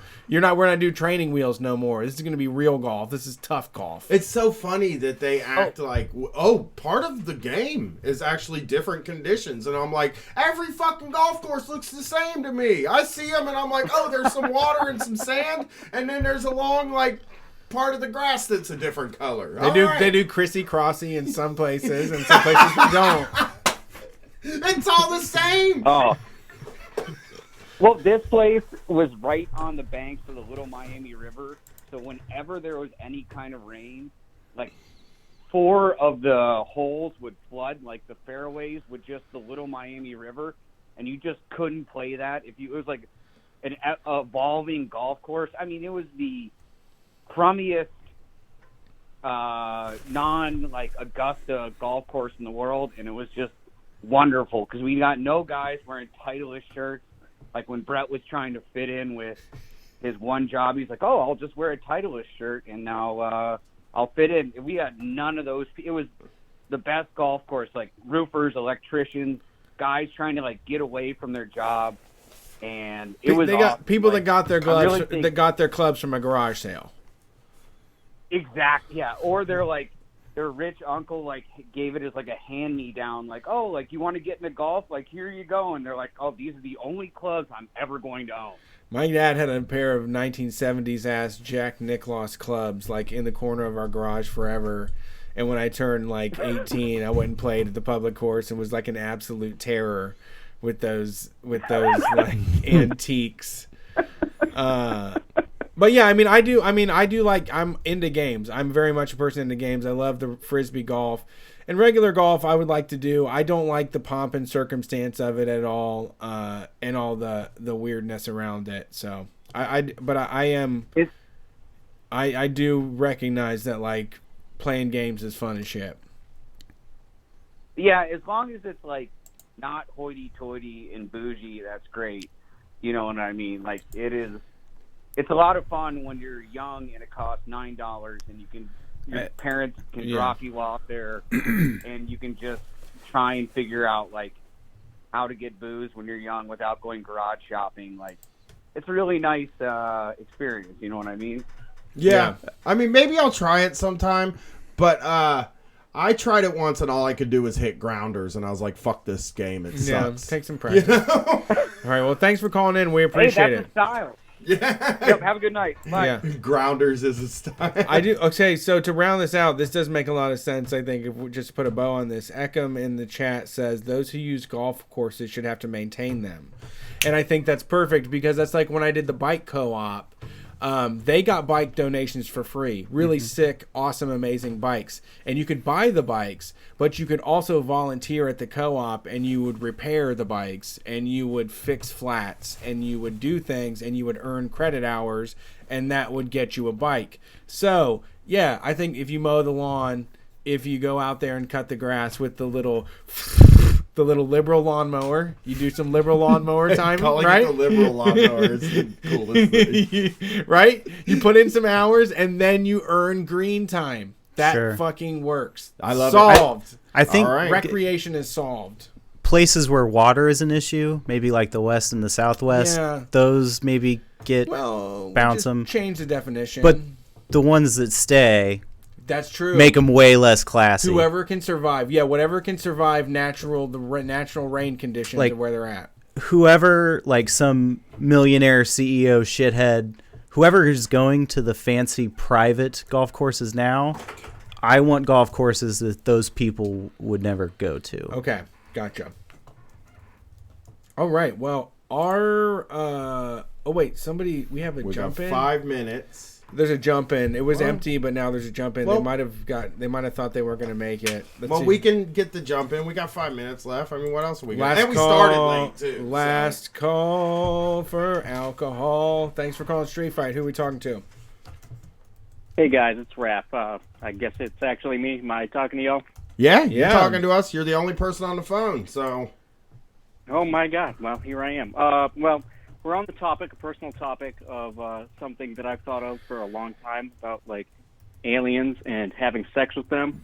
Cool. But also doing drugs with them. Like, Yeah. Which would you rather do? Like, if alien, hypothetically, aliens have discovered Earth, like they're not going to rob us for our resources.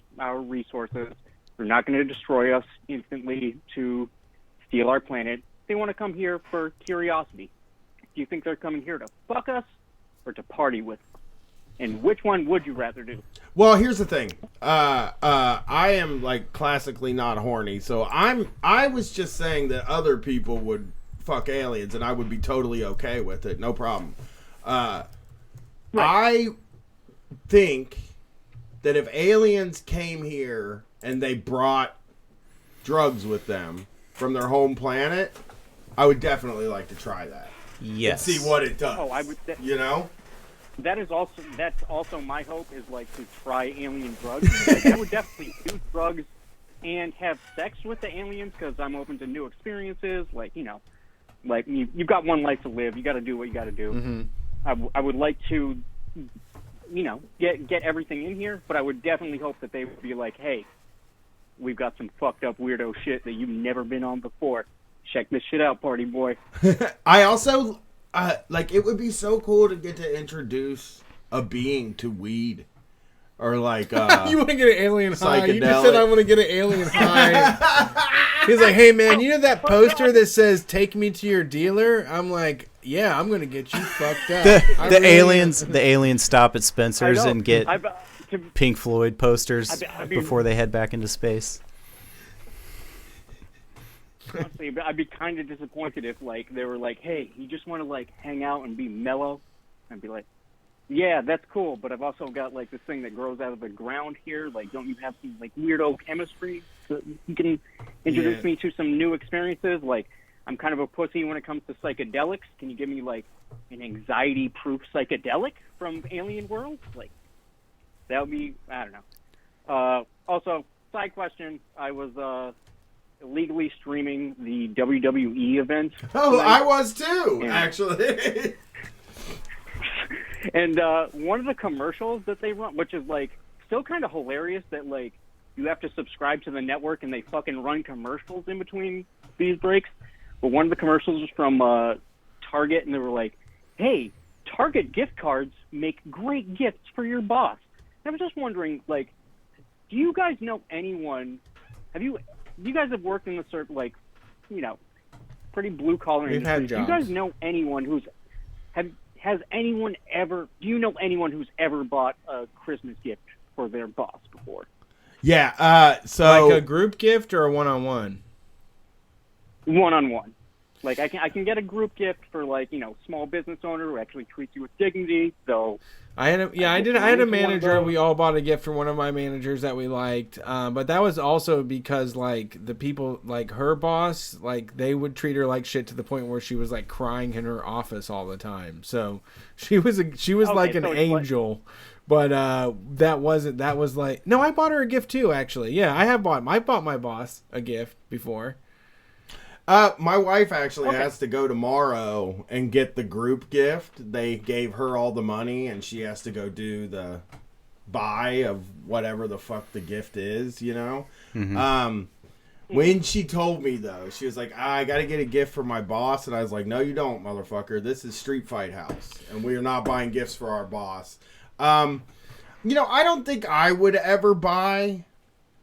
I guess I don't think I would ever buy my boss a gift. I would never even consider them somebody that I would give a gift, because I also, like, I feel like I'm, like, sort of forced to be around them, right? Like, I'm forced. Yes. That's Yes, sort of, like, not a real relationship. Yeah, sure. And number two. I have been friends with bosses by proximity. Yeah. The only reason they're generally, but I'm saying they're generally like making more money than you anyway, and like it's just not a friend relationship. My boss is not somebody that I love.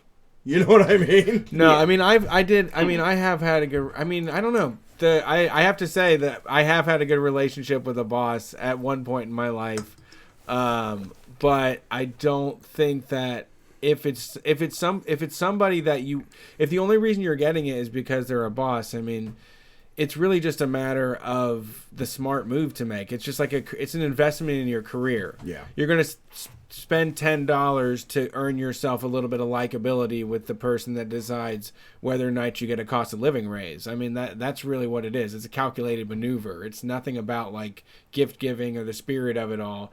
It's absolutely antithetical to the holidays. Right. It is. I mean, that is like a good point. It's like sort of an investment in your future. But the other like side of it is like, I guess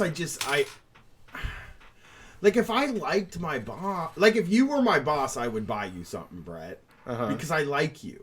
You know, I'm not trying to do. I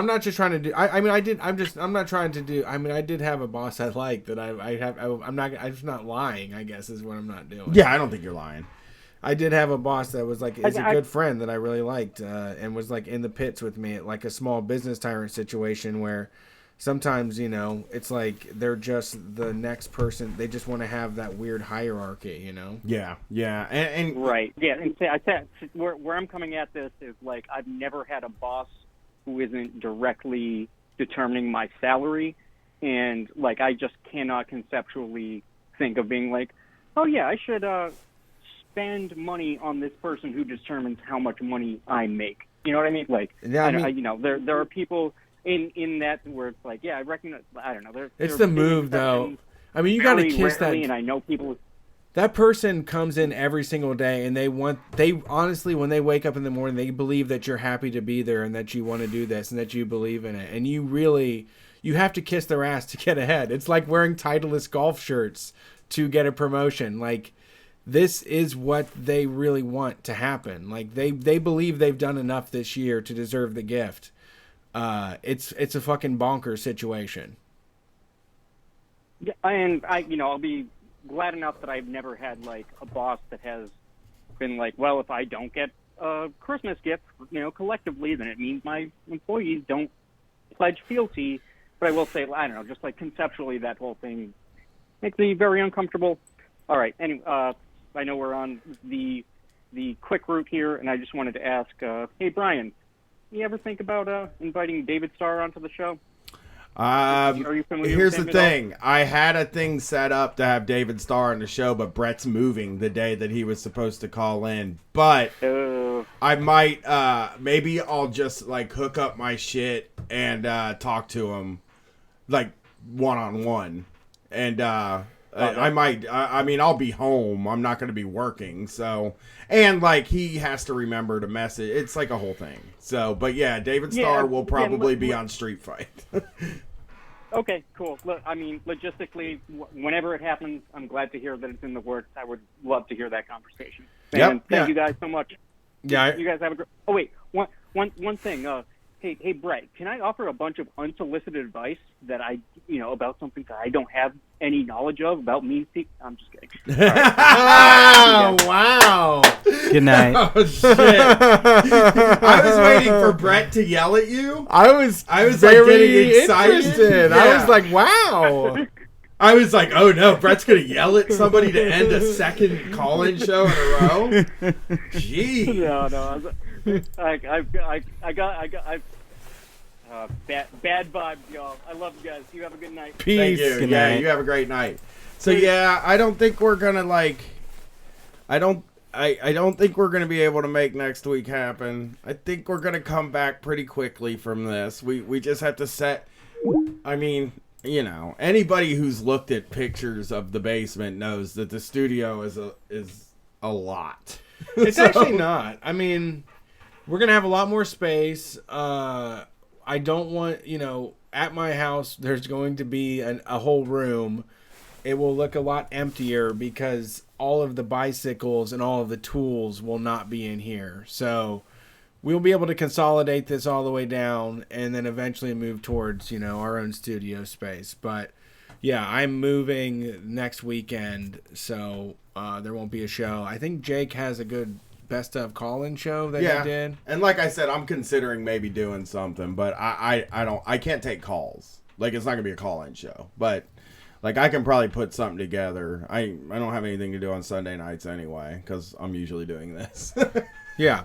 I'm not gonna take the day. I might take the day off. Who knows with me? It's the holiday season. I record a lot, so who knows? Yeah, there's a lot of extra work going into this. And please come out to our live show. We're going to do a variety show on December 27th. That's a Friday night in Columbus, Ohio.